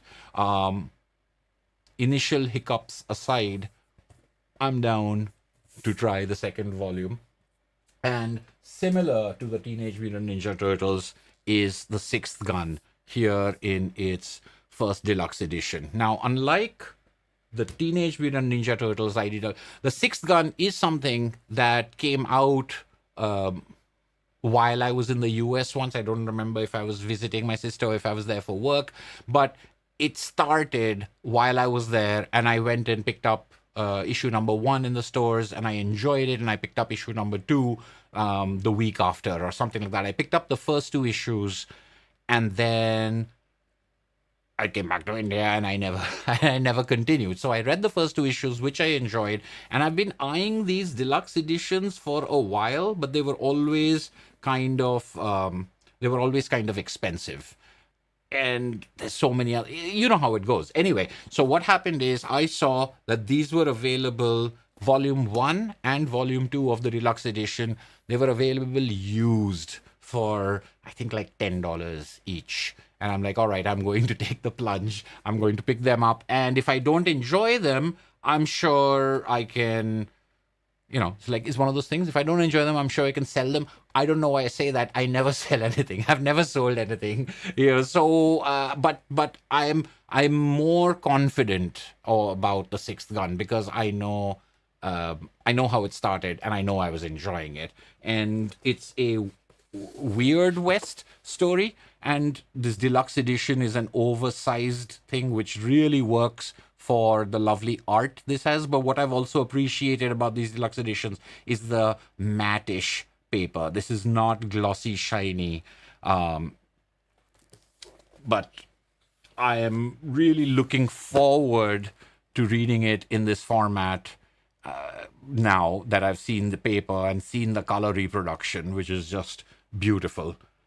I don't think the subsequent volumes, yes, Sleepy Reader, that was a great price, and the used sticker is still here, but I don't think the subsequent volumes are going to come that cheap. So while I do have a good expectation from this, I'm not, it's going to have to be a pretty high standard for me to continue after these 2 deluxe volumes with the story. So and there's some people I think they'll agree with that. I think Sleepy Reader, you're saying the modern run of Turtles is so long that it defeated you. Yeah, it's like after a while you're just like, oh, I'm just keep going. And some things, there are people who they'll keep going throughout. And I know a lot of people, like with Fables we were talking about, I stuck with Fables all the way through, and there were some little weak patches, but I thought it pulled through. But I know plenty of people who quit after this particular run, and they quit after this particular arc, and particularly after, I don't know, the Fables, The Dark Age. When that started, a lot of people just dropped off that. They were like, I had the last 50 issues and they were good enough and I don't need any more, or something like that. So I get it, So, I mean, I like having the first volumes and I like seeing how the story started out, but sometimes people say, oh, it gets really great in volume 8 or something like that. And I don't know if I have the patience for it, unless it's a thing that, forget the first 7, just start from volume 8. In those kind of situations, I'd be fine with that kind of thing. But when it's absolutely chronological and there is a beginning and an end to it, I don't know. Maybe I'm going around in circles. If it's that long running, then does it have to be read from the beginning, is my own question. With something like Arma that we were talking about earlier, 4 volumes, I get it. 4 volumes, you can't read them out of order. That's the story. But when you've got these long arcs or you've got these long stories, and yes, things have happened before, but that's true for any story. When you start, things have happened to those characters before you started reading the story. So we have now reached the end of everything that's on this side. How are we doing for time? Not too bad. I think that's I think I'm doing quite I'm doing a speedy job. 92 minutes and I'm done with more than half of the comics. Love and Rockets Peep Show. All right, so now we're going to get into new books that I have. Oh no, I've got 1, 2 more. Yes. So the last thing from the Amazon to buy 2 get 1 free sale is Charles Burns' Final Cut. And the interesting thing is I didn't even know about this book when I got there. I think I was looking for comics, and comics is a Charles Burns book brought out by Fantagraphics. There's just a series of comics covers, sort of indicating what a weird comic this is. They're fake comics covers, but they're evocative of EC comics or romance comics, etc., but with the Charles Burns kind of twist on them. But it is a collection of single images, which is great. And I do have another Charles Burns that's very similar, but this is a story, and I was much more excited about that. So I decided to keep off buying comics till another day, because I feel I would treat that more as a coffee table book or something like that, and bought this. And then after I finished it, I realized later that this is the series that was being published in Europe. I think it was being published in French first as Daedalus, because I had the name Daedalus in my head, so Final Cut did not connect with me at all. So it was a later realization. So it's finally out, collected into one volume. I don't know how many chapters it was published in, probably 4 chapters in French as Daedalus, and this is published by Pantheon. And I loved it. I thought it was fantastic. This is a comic that I can probably talk a little bit more about, maybe in a specific video for it, because it definitely has a lot to chew on. It takes a lot of things that we're familiar with if you've read Black Hole. And the reason why I mention Black Hole, I have talked about, and I've made a couple of videos on. Black Hole is a comic that to me was the comic that made Charles Burns really click in my head, and I became a worshipper. I had read other stuff by Charles Burns before that, and I found it creepy and very effective, and I could tell that he's a master cartoonist, but it didn't necessarily make me want to read more or turn the page. It was something that I was registering almost intellectually, but it didn't necessarily connect with me emotionally. And it was Black Hole that connected with me emotionally. It gave me a sense of why I have the grotesque stuff that I am seeing. I have a sense of what this is supposed to represent. There was enough of a scaffolding, but there was also depth, and there was also this examination of characters that I thought was fantastic. And this whole idea of approaching teen angst as body horror, which is what was the topic of my video, of teen angst as body horror, I thought was done fantastically. Now, I know there are some people who say things like, oh, that's not body horror, Junji Ito is body horror, or that. And I find those kind of conversations slightly tiresome, because the point isn't like, it's not one thing and one thing only. And just because one person does it as magnificently or as brilliantly as they do it one way, doesn't mean that's the only way to do it. And I think a lot of what I have seen, people reject this idea of Charles Burns body horror, saying, that's not body horror, X is body horror, whether it's in comics or movies or things like that. And I think that's a different kind of expectation. But people who read Charles Burns and want to see what he's doing, I don't think I don't think you should sleep on Final Cut.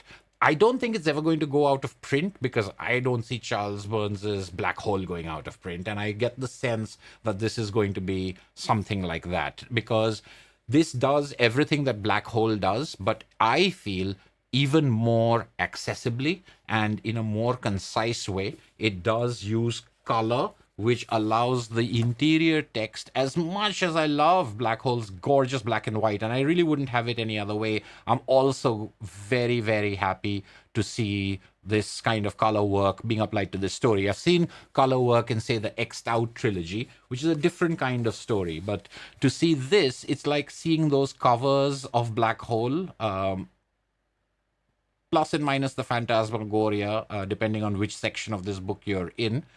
But this takes the same thing, kids in the 70s, or these are maybe slightly older. They're after high school. They may even be after college. I'm trying to remember.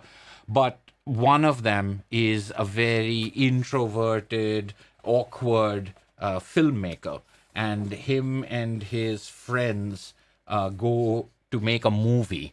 And there are obsessions, and there is I don't want to spoil it, and I also don't want to mystify it. But if if you've read Black Hole, you'll be familiar with the kind of teen angst or the young adult angst that this might have. This is they are slightly more mature characters, which makes them both less and more expressive in certain ways.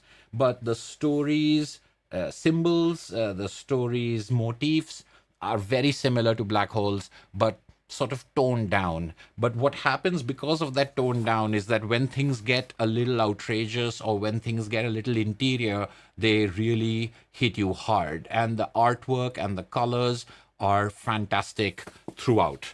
A very worthy successor to Black Hole, maybe for some people in some ways a superior work, or if we don't want to say superior, a more affecting and a more likely to connect work.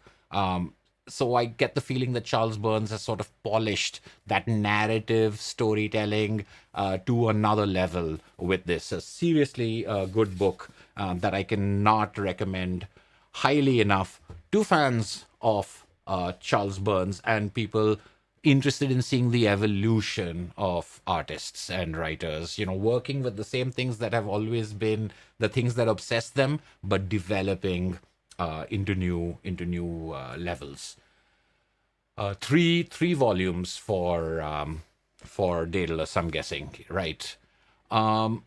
Have I been reading the individual issues of Power Fantasy? No, I have not been reading the individual issues of anything. I don't get individual issues over here. And when I go into stores every now and then, like rarely, I have other issues in mind. Because the point is, I did pick up Image first, and I did pick up, like, I go dollar bin hunting, because that's where I think that the sample. But the buying of a single issue for $4.99 or $5.99 or even higher, depending on the thing, and getting only part of a story pinches. So if I can find an issue 1, and if I can find a dollar bin or a 50-cent bin or something like that, then I can take my chances. Otherwise, I'd much rather wait for trade paperbacks or bound volumes to read the whole story in one go. I wonder why they didn't call it Daedalus. Yeah, I think Final Cut is an okay title because it has so much to do with film, and there's a lot of film reference in it, and there's a lot of language used in it that is of filmmaking, not modern day filmmaking, because this is set in the 70s, late 70s, so it's 16 millimeter filmmaking. But I think Final Cut, as being the thing that the director has as their established, that final story that they want to tell, etc., with the sort of not body horror, but the other stuff that's in here, I think it fits well. So Daedalus would be something that I would have to now think about, like, how would Daedalus make sense? I mean, yes, I would get it eventually, but I think Final Cut is okay. But I think it might be a marketing thing purely, to answer your question, Sleepy Reader. Doesn't make much sense, or twists. Oh yeah, I think it makes sense from that, as I was saying. Sorry, I didn't see that people were disagreeing with me. I don't mind the English title, but I mean, Daedalus would have been fine as well. A title is a title. If it was done by marketing, I can see why, if they think something's going to be inaccessible. But Final Cut doesn't not make sense, since he's a director and he's making a movie, and editing and the stitching together in the movie and the sequences, etc., are important things, plot-wise and thematically. So it's a bit of a weak pun, maybe, but at least it fits.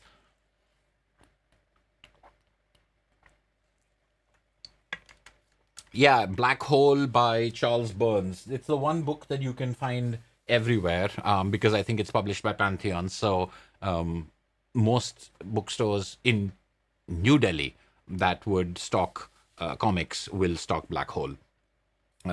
It's like that big red. Do I have it here? Right, there we go. In case you haven't seen it, this is what the cover looks like, and it's that fat. So, even if it's put away on a shelf, it's very easily distinguishable. Oh, can I Can I frame it to where it looks like that's my head on my shoulders? Yes, enough of that. But I do have I have 2 videos on Black Hole. If you've never read Black Hole, I would say watch only one of those videos, which is Teen Angst as Body Horror. Once you've read Black Hole, then watch the second video, which is A Secret Story in the Singles, which is my analysis or my just pointing out that the single issues have some sort of an extra narrative that's not there in this collected edition for a reason. But that will have spoilers, so you shouldn't watch that. You shouldn't watch that second video until you've read the comic. How's that working, by the way? As I walk away and shout to this microphone in the distance, you guys still hear me. I'm enjoying the walking around of it. This part of it is yeah, it is definitely a much more obvious title, Ravanji. I agree with you. All right, what am I going to do now? All right, Sixth Gun done, Teenage Mutant Ninja Turtles done, Ginseng Roots, Little Lit, Transformers, Usagi Yojimbo. Here we go. Now, on to more books. Books by people I know and books by people I don't know. That's going to be the final 2 categories. So let's start with, let me do, just because I am enjoying this.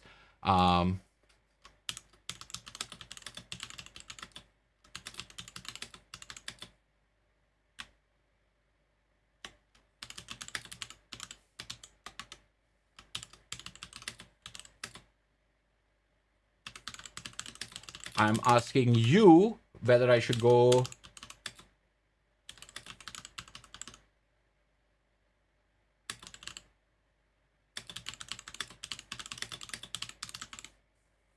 Uh-oh. All right, so what should I got a bunch of books over here. So my final categorization will be, should I cover books by people I know first or books by people I've never heard of? It gives a special feel with that audio. Yeah, well, I mean, like, I know, like, by having the microphone away from me and not using a dynamic microphone and using a condenser microphone, I do get more noise. There's more room noise in there. The light, the fans, the PC, the laptop, everything is making noise. So then I've got some other knobs that I've twiddled on over here to get that noise to be a little lower, and I'm projecting my voice so that you can hear it. But I also think that what it does is it adds a little bit of room noise. And so the dynamic mic, as much as I love how clean it sounds, it also sounds closed off. So, you know, some people like it, and I like it too, that kind of radio sort of NPR closed voice. But there is something to be said about the open voice, in which you hear a little bit of the reflections of the room, in which you get a little bit of air. Not, you know, you don't want like bad sounding stuff, but this is what my experiment is about, is, you know, try different things for different videos and try. Books by artists you've never heard of is way in the lead over books by artists you know. So I was actually going to do it the other way around. I was going to start by people I have heard of and end with people I've never heard of. But fine, I will do what the people ask, because what was the point of doing a poll otherwise? So by artists I have never heard of, we went into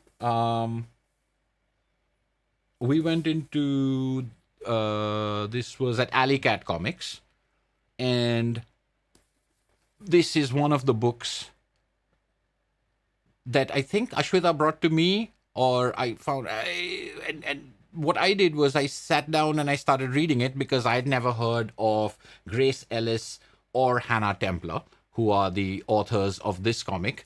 But this is flung out of space, inspired by the indecent adventures of Patricia Highsmith. Now, Patricia Highsmith is someone I know, and someone I don't know a lot about her. I mean, I know her work, of course, but I've kind of got a very vague idea of what she was as a person. And biographies in comics is something that we've recently been talking about and gone over a couple again, most recently in the music comics conversation.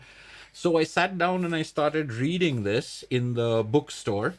I was immediately drawn by the art, and then the dialogue really crackled. And there was this scene in which Patricia Highsmith, our heroine, our protagonist, is at a bar and attempts to pick up this other woman over there and gets thrown out of the bar by the bartender, who says, "Oh, you can't do that kind of stuff over here. We don't want you folks here," etc.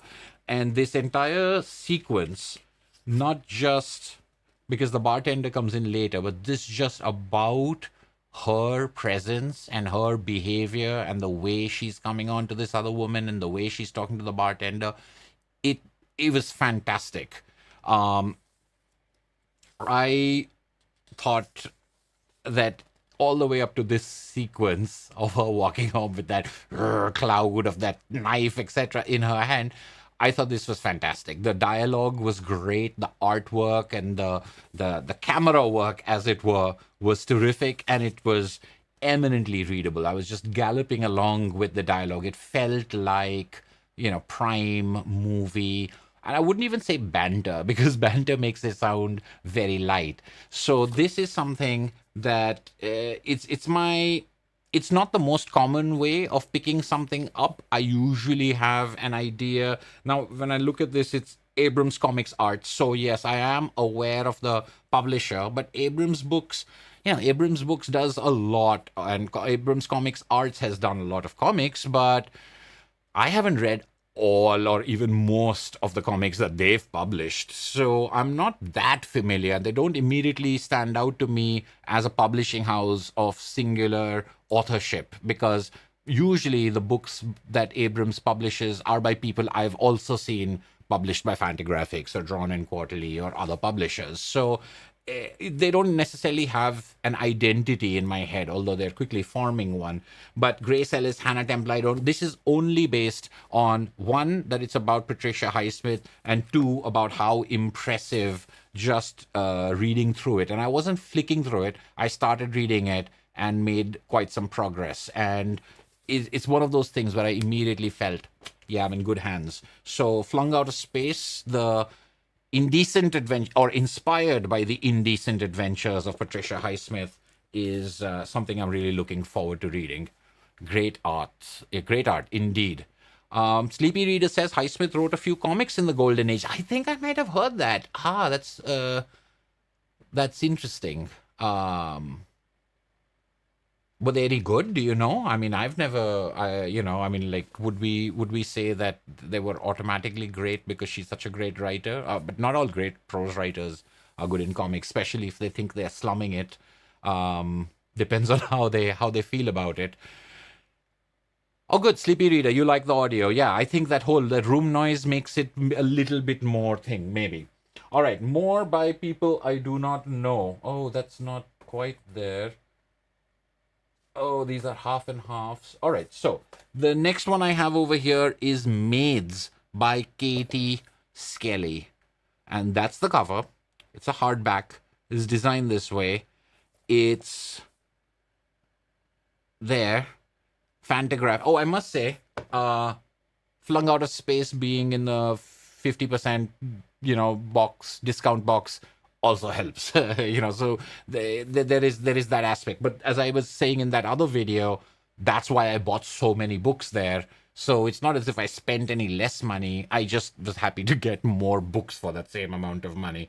So this was 50% off as well. This is about two maids. This is by Katie Skelly. I don't know Katie Skelly, but I loved what little, as soon as I started looking at it, it was appealing. It seemed interesting. And then when the speech and the dialogue sort of kicked in, it just seemed to fit. It made sense. It didn't have, there's a certain polish to things. And I think this is where you come in, and when you're looking at things You're like, okay, that looks good. That's catching my interest. You put it to the side. You look through more things. Then you come back to that whole long list that you'd made and you go through it again, deciding what you're actually going to take up to the counter and have them charge your card for. So this being published by Fantagraphics was one of those things where like, oh, okay, it's a Fantagraphics book. Fantagraphics publishes a lot of comics, obviously, and have over the years published a lot of comics. This is from 2020, so it's not that old, but it's not something that I'd heard of. And this is something, once again, I'm looking forward to. I think the art style and the colors, the format of this, that slightly squarish feel to the page, all of these things work very well. It's a handsome book. So I will introduce myself to Grace Ellis, Hannah Templer, Katie Skelly.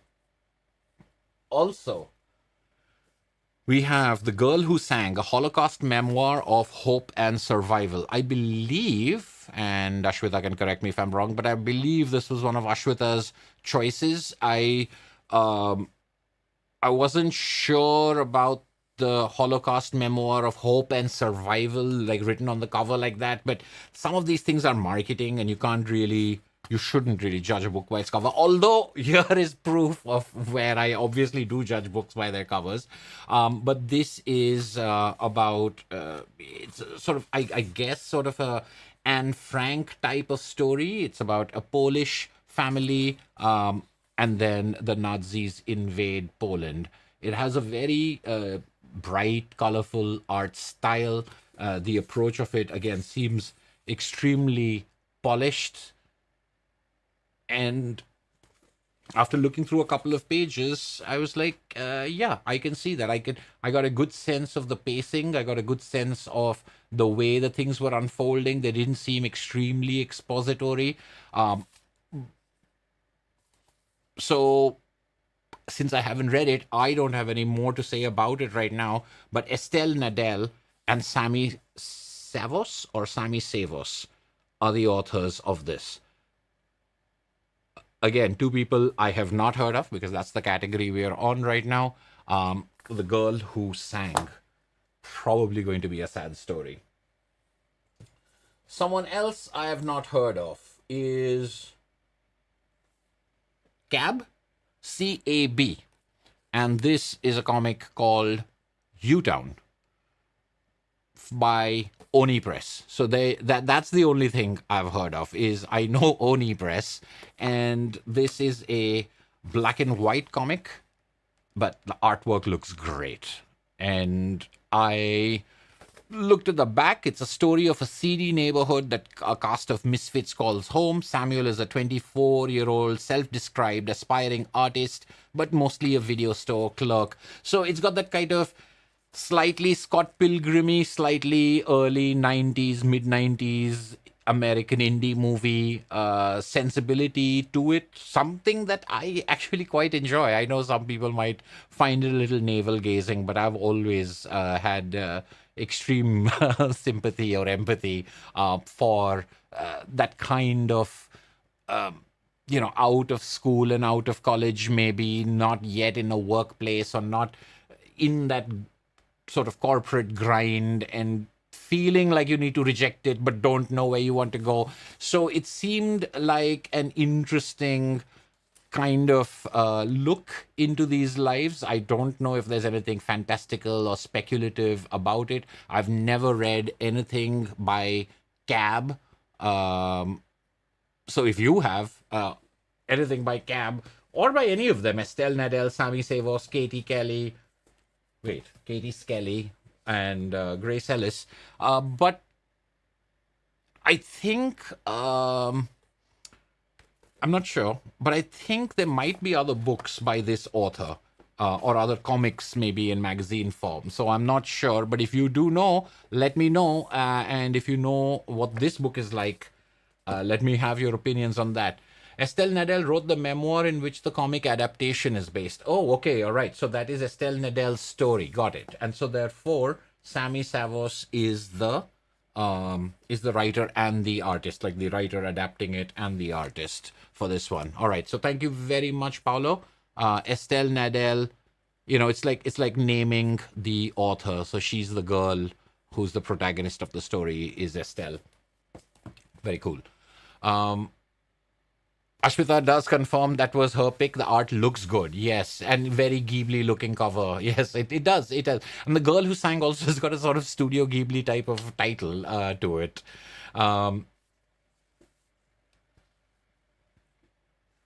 Yes, Ashwita is very attracted to comics about history. Ashwita is just attracted to anything historical, whether it's a comic, a movie, a TV show. Uh, it's the stuff. All right, Ivy Novel, Weir, and Steens. Archival quality. This is published also by Oni Press. Another book after the girl who sang. No, wait, not the girl who sang. By U Town. Sorry. After U Town, also by Oni Press. This is a Junior Library Guild selection. It's sort of an award-winning comic or award-nominated comic from Oni Press. It's written by Ivy Noel Weir, who I've never read anything by, and it's illustrated and colored by Steens, one name only, Steens. I do not know either of these two people, and the artwork over here is cute and sweet, but also it's got a certain signature style. There's something about those noses. It's not completely. It doesn't look like something else that I've seen before, but seems like a wonderful amalgamation of those. And it's a ghost story, and it's a look at mental health from what the blurb says. Although blurbs we've got to be a little careful about. But I also think that it's about libraries and it's about books, at least to a certain extent, unless I'm mistaking the impression that it made on me. So, archival quality is the name of it. This might also be one of Ashwita's choices. Ashwita, since you're still awake and in the chat, there you go. I think I chose this one too. So, this and the girl who sang are primarily Ashwita's choices, but I did take a look and harumph my approval.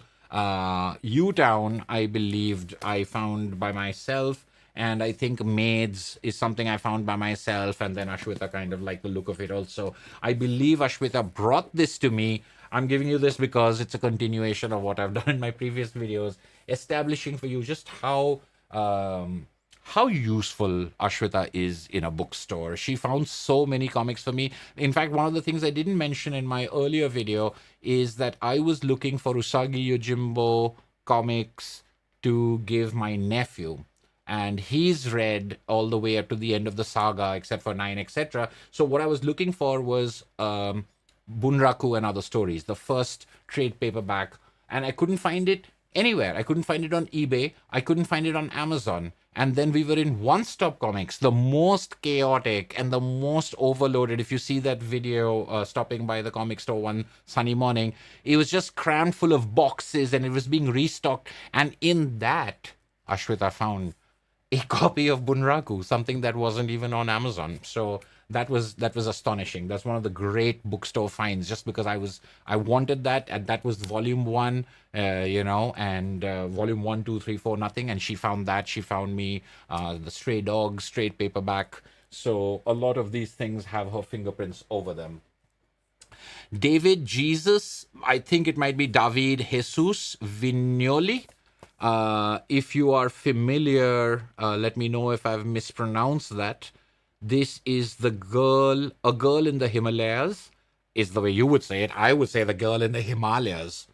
So, A Girl in the Himalayas, published by Archaea Comics, also at 50% off, has beautiful art style, lovely duotone color scheme, and that was almost enough. But then beyond the peaks and valleys of the Himalaya mountains lies a magical sanctuary. Protected from the chaos of man, it is home to immortal beings and mystical creatures. When Vijaya, a young human, is brought into the sanctuary for her protection, some immortals fear her presence may lead to their ruin. And that was kind of enough. I was like, I like this.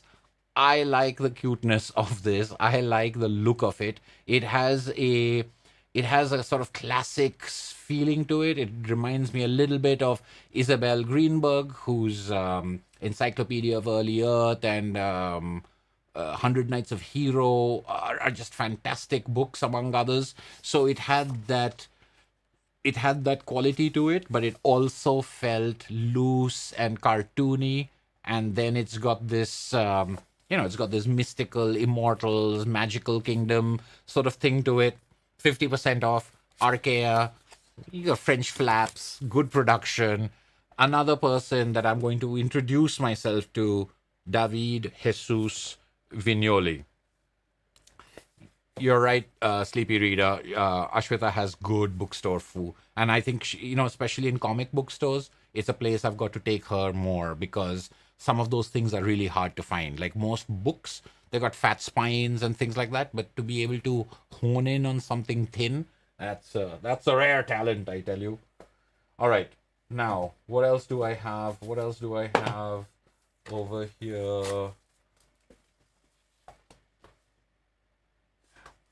Okay, so I think I have a way to now.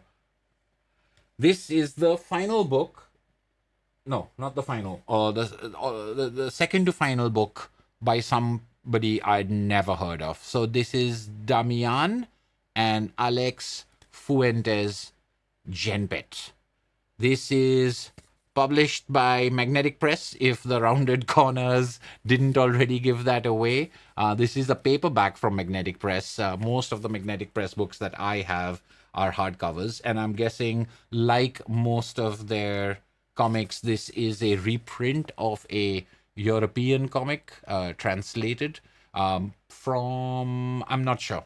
You can let me know. But it is set in New York. It's set in the Big Apple. And it's sci-fi, speculative fiction.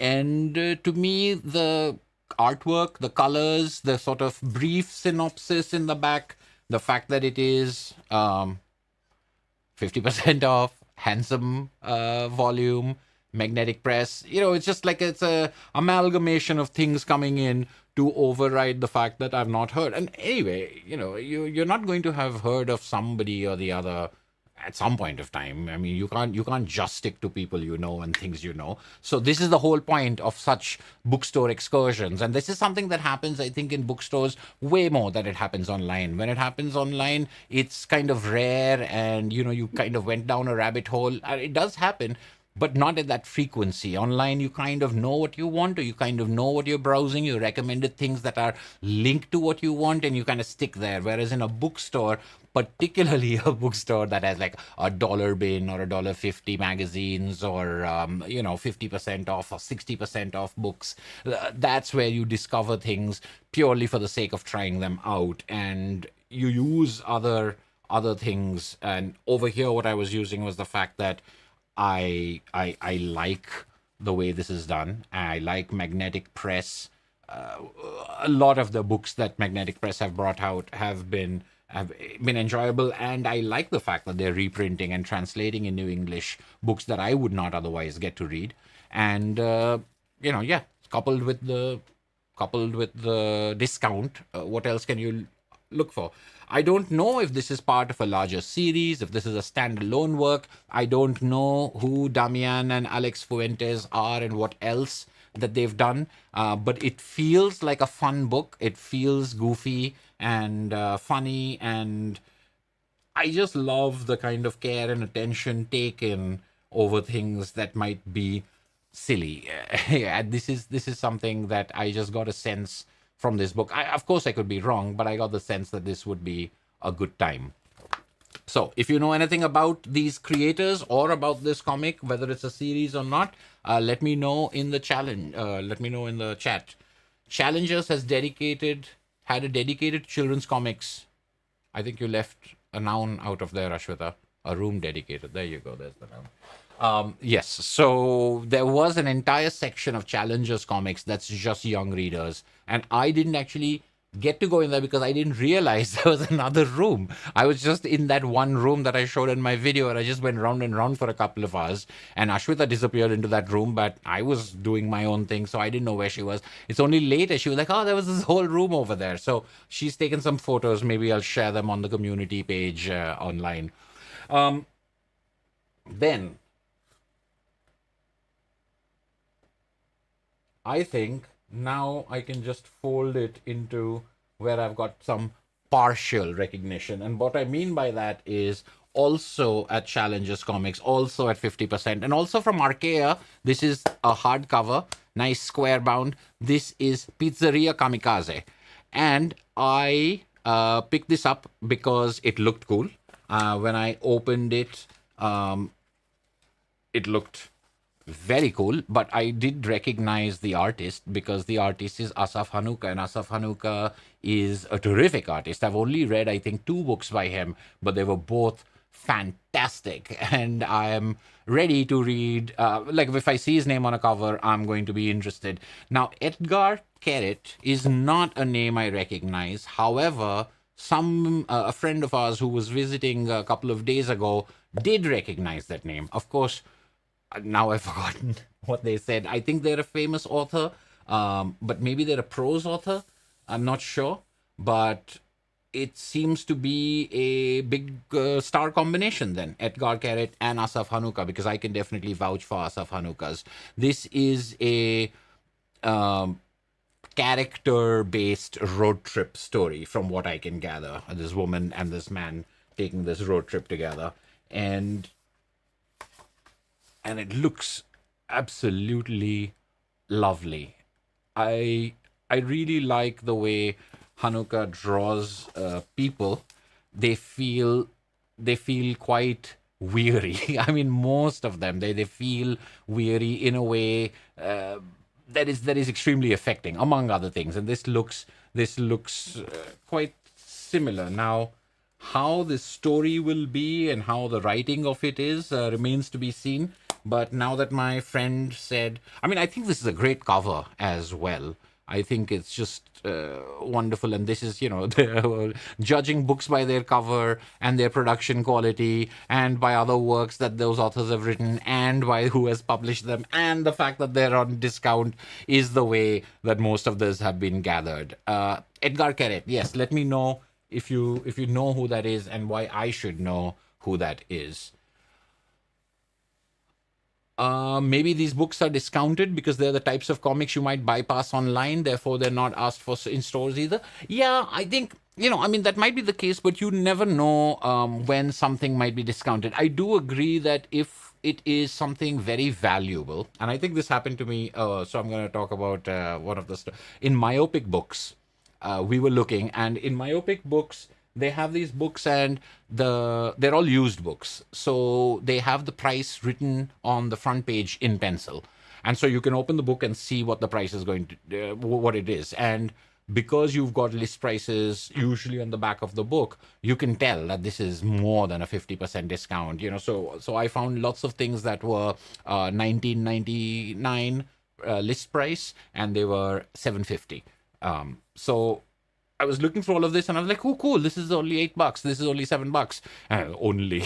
they add up fast. But I was looking through that, and I found this trade paperback of Torpedo. And I have a hardcover of Torpedo from IDW. This was a paperback of Torpedo. And this is not the new one that I think is being done with Eduardo Riso. This is the old IDW, Jody Burnett, Abuli Torpedo.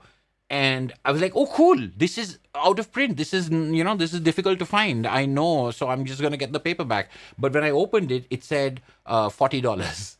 And I was like, what?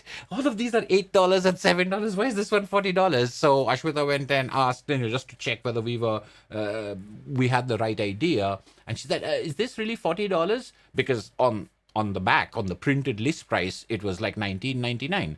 So I was even ready to play at $19.99 for it. And she's like, yeah, this is out of print, and on Amazon it's $50. So here we give it $40, which is great. So they're still giving it cheaper than Amazon, but they are aware if they have something on their shelves. I mean, at least Myopic Books was, but I can't imagine that bookstore owners are not. They are aware of if they've got something rare, or if they've got something valuable. And you might get a good price, but you're not really going to find a treasure that you have somehow hoodwinked someone out of. I think that time has passed, unless you find like some sleepy hamlet somewhere that has no internet connection and people don't know how to move their stock. So all of this to say that, yeah, it's probably stuff that you can see is available online and there's copies out there. So most of it might just be like a print run that people didn't pick up. So after you've purchased it, after say 60 days, you either have to return it or you have to pay for it. Most of the people, they like when you put stock. So you've paid for all your stock. So after a while, if you don't move it, you just take up shelf space. So you put it on sale for the same reasons that everyone does, so that you can free up space and stock other stuff that you can sell. So it's probably something that doesn't sell a whole lot, but there probably would not be something that is so rare and so expensive and you picked it up for that. That wouldn't happen either. Pizzeria Kamikaze is a book, and this is the comic book adaptation by Hanukkah. Oh, okay, interesting. So it's an adaptation of a prose novel. Okay, story by, art by. So I guess it's one of those things. I always wonder about that, because I know that when we talk about, say, the Neil Gaiman prose adaptations into comics, Neil Gaiman isn't necessarily involved in the creation of those editions. So it's just a story that exists already and someone adapts it, and then maybe he'll agree to it, but he's not writing the screenplay of the comic, as it were. So, Ba and Moon, when they did How to Talk to Girls at Parties, they did all of it. They did the text of it as well. They're just taking the text from the story. So I think those things are slightly different. I mean, they're still, they can still be great comics, but they're not a collaboration between the writer and the artist necessarily. It's someone going away and doing an adaptation of it, the way that, say, Manu Larsenet would do it for The Road. He's a great author, and Mobius influenced. Paperback grayscale format in the past. Oh, paperback grayscale format of this. This is Boom Studios. So, yeah, this is definitely color, and very nice color as well. That was in digest format. Interesting. So you're saying the hardcover came later, or that one was...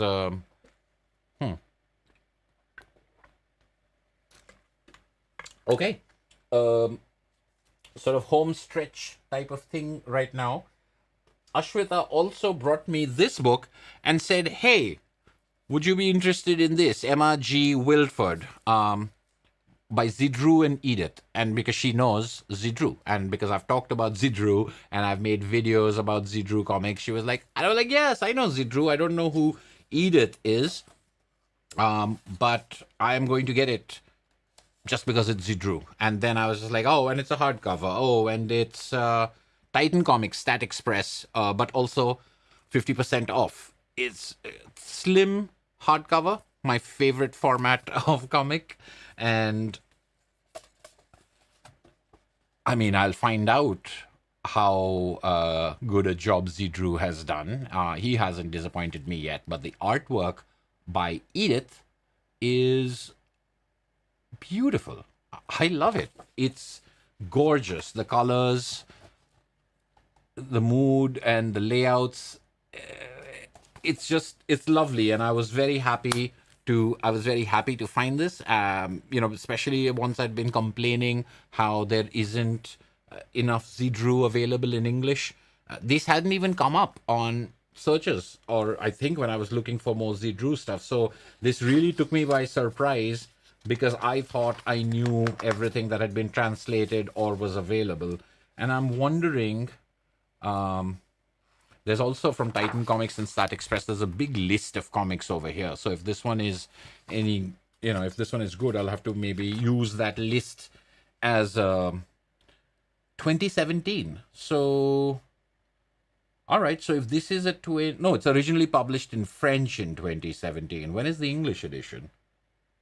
British edition, is it? Yeah, Southwark, St. London, but I can't see a date on this anyway. Emma G. Wilford is probably, not probably. It is a fiction. It's a small, it's a slim story, but looks absolutely fantastic. Now, what's interesting is something I mentioned. So we picked this up over here, and this is what I know Zedru, I don't know Edith. But what I forgot to say is, when we went back to the book table bookstore to pick up the, now I forgot where I put everything, to pick up the Acme novelty, the Quimby the Mouse, the hardcover, right? This one that I was talking about an hour ago or something. When we went back to pick this up, of course, this wasn't the only thing I picked up. I also looked around and see if there was another comic I could get. And I did find an adaptation of Tom's Midnight Garden, a graphic adaptation of the Philippa Pierce classic. Now, Tom's Midnight Garden is a British novel. It's a children's novel, but I'm not sure if everyone's aware of it, but Philippa Pierce, the author of Tom's Midnight Children, is like a sort of national institution at one point of time in England, and her stories and her books are very well known and sort of classics. And I'd read Tom's Midnight Children, Tom's Midnight Garden, not Midnight Children, Tom's Midnight Garden when I was young, and it blew me away. I really loved that book. So when I saw that there was a graphic novel adaptation of it, I had to pick it up and take a look through it.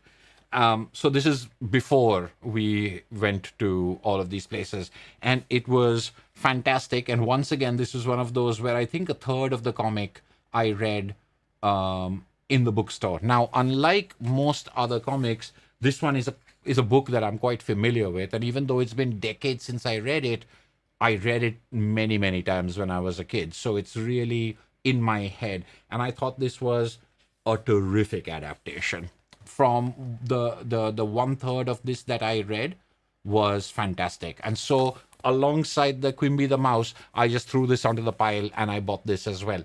After we got back from Alley Cat Comics, I took another look, and it's by Edith. So purely, like, it was in my brain. I had already bought this book, but I hadn't even registered who it was by. I was kind of just getting it. It was from Oxford University Press, and I didn't even know that OUP publishes graphic novels and comics. And then I was like, probably because they probably published Philippa Pierce's Tom's Midnight Garden, and they commissioned someone to do a graphic novel adaptation, and I'm going to get it because I love the book, and I think this is pretty good.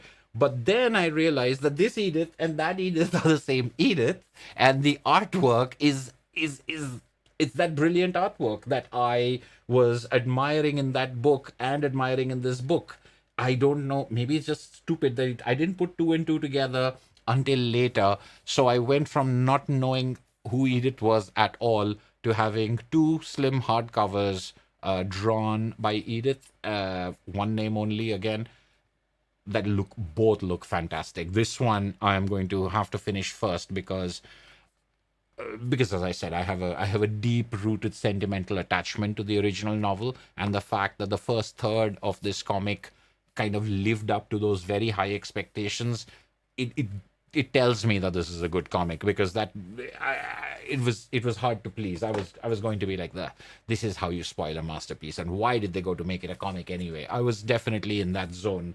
But Tom's Midnight Garden by Edith, who is also the artist of Emma G. Wildford, written by Zedru and drawn by Edith.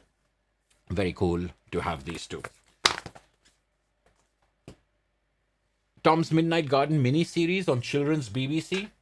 Interesting. I wonder if that was good. I can see it being a decent, like 4-part mini-series, maybe. I think any longer than that. But yeah, the British shows, they're pretty good at keeping it at the right length. All right. Also, now we are going to move on to people who I kind of know. So we're going to go back all the way to Challengers Comics, the first store that we went to. The graphic novel bound volume area yielded to Ashwita this comic called Ruined. And she said, this is a Regency romance in comic book format.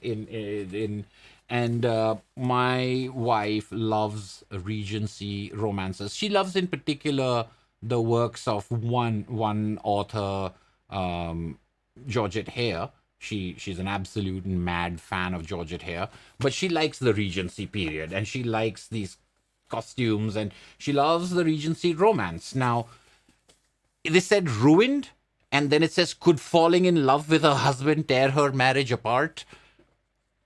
So I wasn't 100% sure, but then I saw that it's written by Sarah Vaughan, and this is what Ashwit also pointed out to me. She was like, it's a Regency romance. Look at the Regency romance. And look, it's written by Sarah Vaughan. And now Sarah Vaughan is someone who's I mean, I'm sure she's written other stuff, but Sleepless is a comic that's written by Sarah Vaughan, and Sleepless is a comic that I really enjoyed. So I was like, all right, we can pick this up. So this is Ashwita's choice, but I do have partial acceptance of it because of who the writer is and the writer having sort of, I'm not sure if a Regency romance is going to be my cup of tea, but the artwork does look interesting and it does seem to have dynamism to it. It's definitely, even the cover, I think it's kind of a cool cover. I like that angle and things like that. It does obviously lean into that whole romance novel thing, but maybe I'll have Ashwita read it and give her opinion on it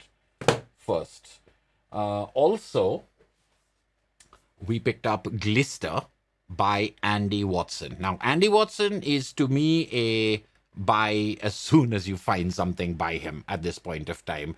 I've talked about Paris. I've talked about well, Sunburn I haven't talked about, but Sunburn is a comic that I got when the Paris hardcover version came out. Paris is a comic I've loved for many years. Little Star is a comic, I think it was 4 issues or 5 issues about a father and a daughter that I thought was fantastic. And then, of course, the book tour a couple of years ago did make my end of year most favorite comics of the most favorite comics of the year, favorite comics reads of the year. The book tour made that list. So Andy Watson is a person who I wish there was more comics by. And then because I gushed so much about the book tour, people did tell me that actually he's got a number of different comics and he's been doing children's comics and he's got these all ages comics, etc. So Glister by Andy Watson, written and drawn, is a collection of all of his children's comics starring this character, Glister. So I think there were 3 books, 3 Glister books or 4 Glister books, maybe? Well, it seems to have 6 chapters. The Haunted Teapot, The House Hunt, The Fairy Host, The Family Tree, Chilbane Hall and Sunday Painters, and Activities. Maybe Activities isn't a story. Yeah, Activities is things like this right at the end of the book. So let's say 5 books, 5 short books about this character, Glister, by writer-artist Andy Watson, who's an absolute treat. I've loved all of his works. I mean, some a lot, but every one of his works has been something enjoyable. And I can't wait to take a look. I like young readers' comics. I love, as the Little Lit kind of shows, I like to see people I know are great comic book writers and artists. I like to see them working with children's comics because and I've talked about this many times before and will do so. I really want to make another children's comics video in which I can talk about this. But children's comics, they don't have anywhere to hide, I think. There's a lot of stuff that grown-up comics can do. They can rely on a lot of things where the reader will bring that to the table. And, they've seen it somewhere else and they'll sort of, kind of just do most of the work for us. Children's comics or children's writing, etc., can't do that. And that makes them somehow distilled. The good ones, the bad ones are unbearable for the same reasons. It's because it's like the opposite. But when they're good, they're some of the finest comics I've read. So the fact that I have finally been able to get my hands on Andy Watson's children's comics, or at least some of Andy Watson's children's comics, in a nice all-in-one format that's quite, it's a pleasure to read. And it's published by Dark Horse. Who knew? I've got to go check the Dark Horse catalogs once again and see if they have more Andy Watson. So after Paris, Sunburn, Little Star, and the book tour, the collected Glister enters my library. Then I have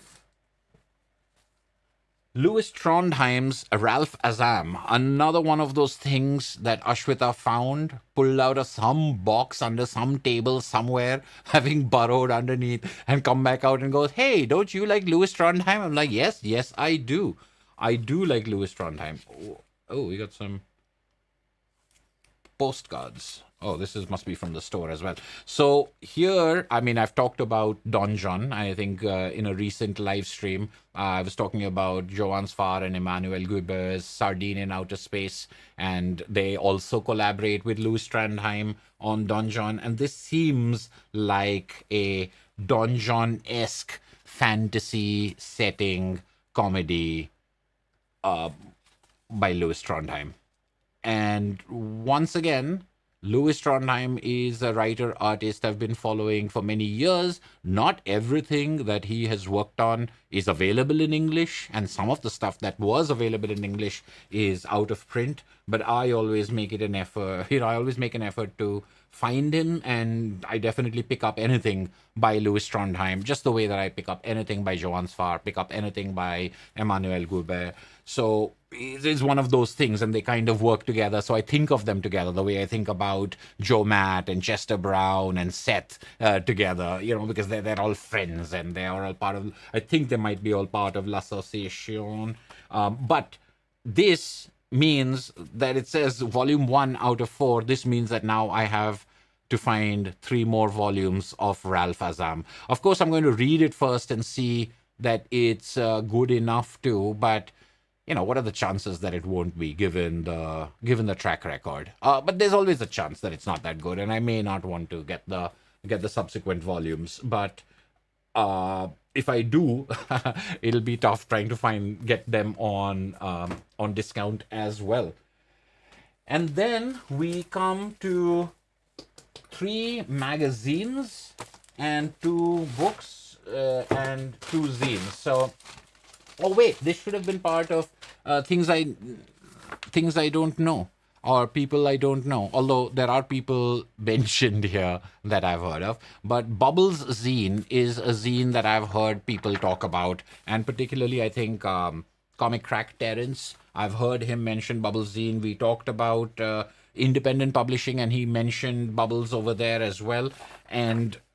It's got quite a reputation now, and when I was in Quimby's, I picked up number 19 of Bubbles, which is celebrating Nathan Cowdery and what was it called? Crash Site? Not Crash Site, Crash. Oh, I forget that comic, but there were people talking about it on the Friends of FtLoC Discord, where people are a lot more erudite and well-read than I am, and this is. It's a magazine-sized zine that seems just fantastic. It's got interviews, it's got people writing reviews and people reviewing what's out this week or this month. These kind of little capsule reviews right at the back. This side. And they're talking about, and the last page over here, the back cover over here, is talking about BubblesCon, which was organized by Bubbles Zine as their first convention of creators. And then number 19 and number 20 is the one that recaps BubblesCon, using an old Sergio Aragonés Comic-Con poster or something like that, I think. And it's like there's like issues of the Comics Journal, etc. is one thing. This seems right up my alley from the point of view of what feels like a very genuine, homegrown, but quite intense examination. Like fanzines, which is a thing that that I'm not used to, that I've never been exposed to. I wish I could have bought more copies. They had more copies, but. I was already in the 3rd or 4th stores that I was going to be visiting. I'd already purchased so many of these. So I got these 2. But, alongside Peep Show number 15, Bubble Zine was something that I picked up from Quimby's. Yes, I believe the founder of Bubbles was at ICF Bangalore this year. I think... Brian was here until very recently. I was I was over there. I would have liked to meet him. Aris says that Glister is a beautiful book. He has the 3 issues. Yeah, so 3 issues books. It's not his favorite of his books, but it's one that I've tried to push to my daughters. All right. I mean, I'm looking forward to it. I'd be curious to know which one is your favorite of his books, because I hope that you name a book that I haven't read or I haven't found. Yeah, book tour was very good.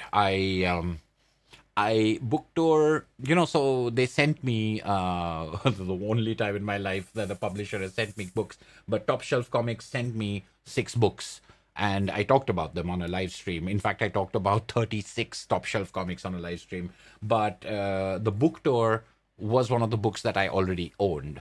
So I too have given away a copy of the book tour just because it's that good and I want more people to read it. And then finally, we get to 3 magazines and 2 hardcovers. So, The Lion and the Eagle, #1 from FtLoC. I don't know anything about FtLoC, so people let me know. And I think this was in like a $1 bin or $1.50. So I think the singles were in a $1 bin and the magazines were in a $1.50 bin or something like that. And it looks... this is by Garth Ennis and PJ Holden. The Lion and the Eagle. It's set in 1944, and it's I think it's set in Burma. Yeah, regain their hold on Burma. The British send a special forces unit, the Chindits, deep behind Japanese lines. Their mission is to attack the enemy wherever they find them. What awaits them is a nightmare equal to anything the Second World War can deliver. So, a Second World War Garth Ennis story set in Burma with with at least one Indian character in it. Yeah, I was like, yeah, $1.50, I'm sold. I'm gonna see what these 4 guys are going to do. I mean, now, Garth Ennis has written some stuff that I've really enjoyed, and then he's written some stuff that I've not enjoyed that much. I don't know where this is going to fall. This is something that is a combination of nice format, nice-looking magazine thing, interesting story, art looks good, writer is someone I know, intriguing cover, on discount, so I'm picking that up. Similarly, I also picked up If You Find This, I'm Already Dead by Matt Kint, Dan McCade, and Bill Crabtree. I think this is #1. I hope.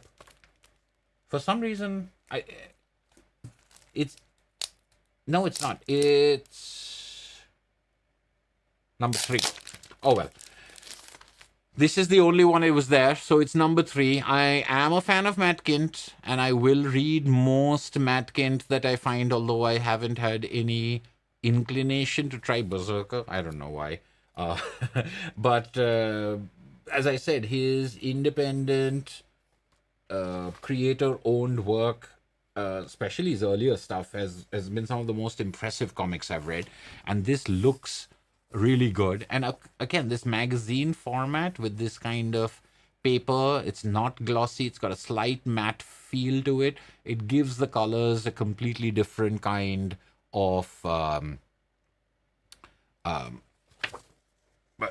feel, and it's got a lot of real open big panels. So Matt Kint is good at mind-blowing stuff. He's good at cosmic kind of stuff. I prefer his more intimate things. I really like Super Spy. I really like Red Handed. I thought 3 Story was a terrific thing, very different from his other stuff. But I'm also always intrigued by his bigger stuff. Divinity, I think, was the only Valiant comic that I really got into, and Matt Kint's writing had a lot to do with it. Unfortunately, this is the only issue I was able to find of this. So this is Dark Horse Comics, but it also says Flux House, and I believe that Flux House is Matt Kint's imprint with Dark Horse, just the way that Dogu is Stan Sakai's imprint that is collaborating with Dark Horse. So I think Dark Horse is doing this more. They're collaborating with sort of creators who have their own studios and bringing these things out almost as a co-publishing sort of thing, like movie production, where you see a couple of different studios names in it. So now I have something that says Dark Horse Flux House, and it's not like, what I mean to say is, it's not like Berger Books that is an imprint of Dark Horse. I know that Flux House is a separate legal entity, just the way that Dogu, I believe, is a separate legal entity. So this is more a co-publishing or a collaboration between two companies, at least the way it's represented on that. But I would love to get numbers 1 and 2 of this comic in this size, or I guess I'll just wait until there is a collected edition. I hope that the collected edition maintains these dimensions, because I quite like that. And the last of my magazine acquisitions is actually my absolute favorite. This is what I consider a treasure. I don't know why this was in the discount bins. I didn't even know this existed, but this is Fielder, and this is 4 stories by Kevin Huizenga. And Kevin Huizenga is a writer artist I love. I've collected every single Kevin Huizenga comic I can get my hands on. Some are battered ex-library copies, sure, but I've tried to get them. I've tried to get them all. The River at Night, also starring Glenn Ganges, his alter ego, is a collected edition of works. I already have those other works, but I'm going to get the River. I've also got the River at Night now, but I don't have it with me. It was delivered to my sister's place after I'd already left, so I'll have to pick that up who knows when. But this is more Glenn Ganges stories. These are 4 new Glenn Ganges stories. Glenn Ganges being this guy who we've been following for now decades, who takes on the idiosyncrasies and the fears and the anxieties of author Kevin Huizenga. And it's some of the most beautiful, gentle anxiety that you will ever read. He's also extremely philosophical, extremely wise in some ways. His brain is incredible, but he will tell you about it. His struggles with insomnia and why he can't stop thinking about this thing that he had observed and that he had seen. But it's marvelous stuff. If you've never read any Kevin Huizenga, I would highly, highly recommend you at least give him a shot. I can understand if you read him and, don't find him to be your cup of tea, but Curses and Gloriana, I mean, some of these are collections. I think he used to self-publish his own zine called Super Monster, and a lot of the books that are published by Drawn and Quarterly are that. In fact, I first encountered him as part of a Drawn and Quarterly showcase in which they had, they used to bring out these books that were just 2 authors, and there were 100 pages per author or something like that, and 200-page collection. So the Drawn and Quarterly showcase with Kevin Huizenga, kind of made me go, all right, who is this guy? What else has he done? And there were a couple of things out there by Drawn and Quarterly by Kevin Huizenga, but most of them were published afterwards, so I was waiting. But I'd never heard of this, and now I know that Fielder is a comics magazine that has got more issues. So there's number 1 over here, but I know that there's number 2 and number 3. And the reason why I know it is because number 3 is reviewed in that issue of Bubbles that I showed earlier. So that, I'm like, okay, I guess I'm going to have to keep my eyes out. So Fielder issue 2 is something I need to find. Issue 2 and issue 3. If you find this, you're already dead. I need to find issues 1 and 2. The Lion and the Eagle, I guess, I don't know how many issues there are. But yeah, these are the kind of things that are in between. But with the Kevin Huizenga, I know it's a collection of short stories, and I know that I can read them in any order. So I'm not too worried about the sequence of it, not that I worry too much. Where can I get a copy of Fielder?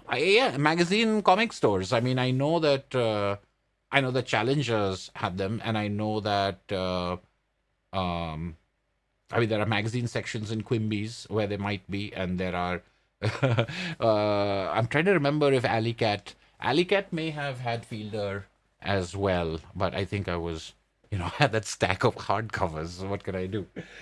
Speaking of which, the last two books that I have over here are Clover Honey, Artist's Cut by Rich Tomaso. Now, Clover Honey is a 1995 comic by Rich Tomaso. And after I read Spy Seal, which was the first Rich Tomaso I read. Actually, that's not true. I think I might have said this before as well. I said Spy Seal is the first time I'm reading any Rich Tomaso. What I meant was it's the first time I'm reading something that's written by Rich Tomaso and drawn by him, because Satchel Paige, Striking Out Jim Crow, is a baseball comic that is written by James Sturm and drawn by Rich Tomaso. And many years ago, I'd actually shared a panel from Satchel Paige on the YouTube community page here, asking people to guess who the artist was. And it looked like Seth. And I think 4 people said that's Seth. And I was like, no, it's Rich Tomaso. But he doesn't draw like Seth. He's got an incredible range. He can draw in a variety of styles. So when I read Spy Seal, that was the first time I'd read his writing and his art together, because I'd only seen him in art in that Satchel Paige thing. And Spy Seal was a comic that I really enjoyed, and I'd love to see more Spy Seal, and I think there's more Spy Seal now, and there's a big fat collection out there. But when I tried to find more comics by Rich Tomaso, I couldn't get my hands on any. Now, 2 of the ones that I knew I wanted were Clover Honey and the Collier County Horror, the Horror of Collier County. So I was able to find a copy of Collier County in hardcover some years ago, but I've never been able to find Clover Honey. And now this one says this is his first graphic novel, penned over 20 years ago. So this is from 1995, and this is the artist's cut. So this is some sort of a reprint. Now this is a battered, slightly torn on the cover. I'm going to have to do one of my paper tape repairs. If you know, I have a video on that too. One of my most watched videos is how I repair my comics or something like that. But I was really, really happy to get my hands on this. I think this is kind of a crime noir story, but this art style is very different from Satchel Paige, which is very different from Spy Seal. It's incredible, and so his first graphic novel is finally in my hands. And what I also have is a list over here of Rich Tomaso works. So now I have something to quickly reference and keep going. I hope that this was worth the wait, but if not, it's the first graphic novel, so I'm excited about that while I wait to get my hands on the Black Phoenix Omnibus, which I think is like $100 or something like that, maybe $80. It's a big fat collection of the first 10 issues of his self-published magazine, which I know contains more Spy Seal, among other things.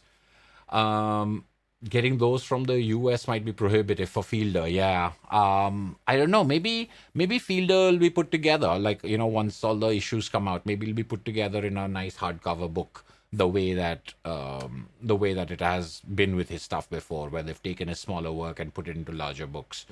Huizenga is amazing. As much a pioneer as Chris Ware. It's really demanding. Yeah, this is what I wonder, is because sometimes I think that, when people say Chris Ware is demanding to read, I get it, and I don't have any notion of formal design and art. I don't understand that. It's demanding, but it's a pleasurable kind of demanding. To me, Kevin Huizenga, because of his philosophical ramblings and because of his worries and peccadillos, because they're expressed in such clear language, I've not found it. People might say, why am I reading about a guy who can't sleep? And why am I reading about his obsession with some 18th century manuscript? That's a different thing. But I think it's, to me, it's extremely entertaining. There is a story of his called Green Tea, in which he is awake working. And so then instead of coffee or anything like that, he drinks green tea because it's healthier. And then he starts hallucinating, and he hallucinates this angry monkey looking at him. And then he finds this document in which he's finding the story of this guy in the 19th century who drank too much green tea and started hallucinating a dog with a hand in its mouth, and he went mad. And it's one of the most thrilling comics I've read, and it's like absolutely like sedentary in some ways. It's just about research and worry and concern and this ridiculous kind of thing. And it's got no Jim Woodring like nightmares or anything like that. It's just it's hard for me to explain how much of an effect green tea had on me, and I was like, I have to read more by this guy. And uh, yeah, Kevin Huizenga, definitely check out Kevin Huizenga. Black Phoenix has some cheap editions published in cheap paper that I really enjoyed. Yeah, I'm going to get that. I'm going to have to look for that hardcover edition. The paper is way too feeble. Yeah. See, so that's what I think, that the deluxe edition, because I do believe I saw the deluxe edition and I saw the $100 price and I put it down, but it looks really nice. And it's a nice big book and the paper quality is very good. Huizenga has a very nice Patreon also. Oh, wait, maybe I should take a look at it. Maybe I shouldn't have quit my job. And the last book for this evening, thank you everyone who's still watching. The last book for this evening is David B's The Armed Garden and Other Stories. David B is someone I've only read a couple of books by. There's obviously Epileptic, which is the one that introduced me to him. And then I read Hasib and what was it, of Serpents? And I think there's a third one that I'm forgetting, but I've always wanted to read more David B, but his books always seem hard to find, and I get very jealous and envious when other people like, oh, look at this new David B book I picked up, and especially when it's not in English, but even the English editions that I can't get my hands on. So I was very happy to find this, which I didn't know anything about. This is published by Fantagraphics, and it's published in, I believe I took a look at this. It's edited and translated by Kim Thompson. So yeah, 2011. So I'm happy to find this book because I think this book is not, I mean, I'm not going to say it's rare or expensive, but I don't think it's easy to find because I haven't been able to get it in my searches over here. This does seem like Hasib. It's a fairy tale sort of drenched story. There's obviously fantasy elements. There's this usual like gorgeous artwork, which is sometimes tapestry like, sometimes woodcut like. Beautiful artwork. This is in duotone, unlike the full color. Yes, so Myopic Books, there you have it. I really wish that Myopic Books allowed me to shoot in there, because I would have, as I was saying in that earlier video, I was able to show you the interior of Challengers. I was able to show you how it looks like in Alley Cat, but I wish I would have been able to show you the other two as well. Maybe next time I'll ask them. I'm like, I know you, because they have signs that say no photography allowed. I feel stupid asking after that. It's like, can you not read what it says on that sign right there? Like, can you make an exception for me? Seems like an odd thing to ask, but Myopic Books was just like a wonderful old school, old timey kind of bookstore. And it was just like books all over the place and stacked this way and that way and leaning this way and that way. So just hunting through them, that whole thrill of it.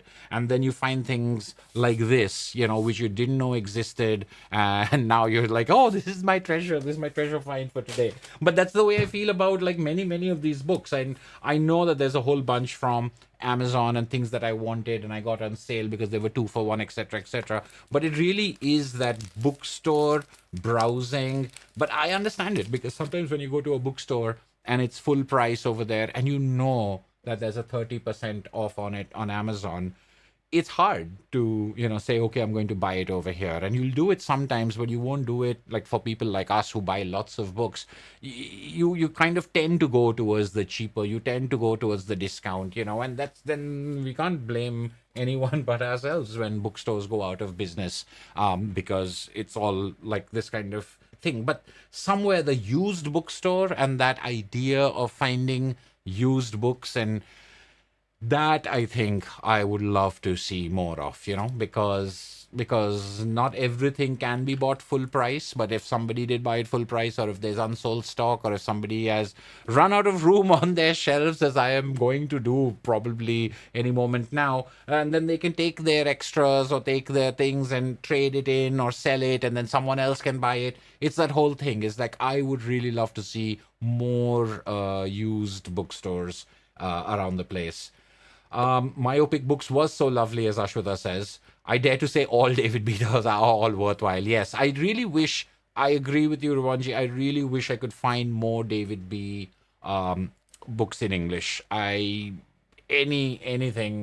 everything that I've read so far and everything that I've seen other people show also has been just fantastic to look at, and the ones that I've read have been great. I do think that, yeah, he does not get the attention he deserves. But I wonder why, I wonder why. I think Epileptic in particular should have made his reputation. And I don't know about all of you, but when I go into bookstores, and I was talking to someone who said, it's always the same few comics. I see Mouse, I see Persepolis, I see Palestine. And I'm like, yeah, well, those are the breakthrough ones. Those are the ones that non-comics readers will try out and read. But there is, I've seen Epileptic next to those books more often than not. I've seen Epileptic next to Mouse and next to Fun Home. I've seen Epileptic in places where they don't have Day Tripper. I've seen Epileptic in places where they don't have Bone. So I would have thought that would have created enough. I mean, obviously, since it's stocked and sold in such environments which are not, I would say, where the bookstore is a prose bookstore and you've got only a few comics, is one of those comics. So when you're an author like that, I would have thought that he would have gotten more attention. Yeah, and salaries in Greece and India are far smaller than US salaries. That's the thing. It's like, it's like not only is there the problem of prices going up, not only that, but it's the dollar versus the rupee. That's a big deal as well. It's like every year, it's more rupees to make up $1, and that's the way it's been my whole life. So it's just like everything gets worse all the time. Not to mention your shipping charges and your import taxes and all of those things, buying comics in general. So I think the last video that I had in the comments, Sleepy Reader, was saying that, maybe you could just get an extra piece of luggage and pay for that. Maybe that would be worth it. And we're like, way ahead of you, Sleepy Reader. We've got an extra piece of luggage. I mean, like, we paid for an extra suitcase just because we had too many books. And I'll say this, we still didn't get all the books back here. There's still certain things that I had to leave over there. And some things I left by accident, and some things I left for, we'll get to them when we'll get to them, sort of thing. But this is it. Thank you, everyone, for taking the time. I hope you had a fun time going through all of these things. Now I've got to put them all away, but I'll probably do that tomorrow because it's quite late now. Hardcovers, trade paperbacks, magazines, singles, box sets. So I think we covered a lot. We covered a whole bunch of publishers, etc. as well. Let me know in the comments, if you're watching this later, what you'd like a closer look at. This is going to some of these books will come up in other videos for sure, and there are a couple of videos that I've been intending to make that I really need to, now that I'm back home, I really need to get cracking on. There is a video that the patrons, the channel patrons and members have voted on. That's the one that I need to work on, and that's going to take a script. There's an old sentimental favorite kind of video that I've wanted to work on for a while, and I do need my latest installment of more great comics for kids. So there'll be a whole bunch of different things churning around. Which ones I get done first with, remains to be seen. Of course, there's still more episodes of 31 Days of Comics. It's going to take me 4 or 5 years to get through these 31 days, but there's a lot to do, and there's a lot of possibilities. So I'm really thankful and grateful for all of you who watch and tune in, whether you're in the live stream or watching the recording later. Thank you so much. This has been For the Love of Comics, and I'll see you at the next video. Bye.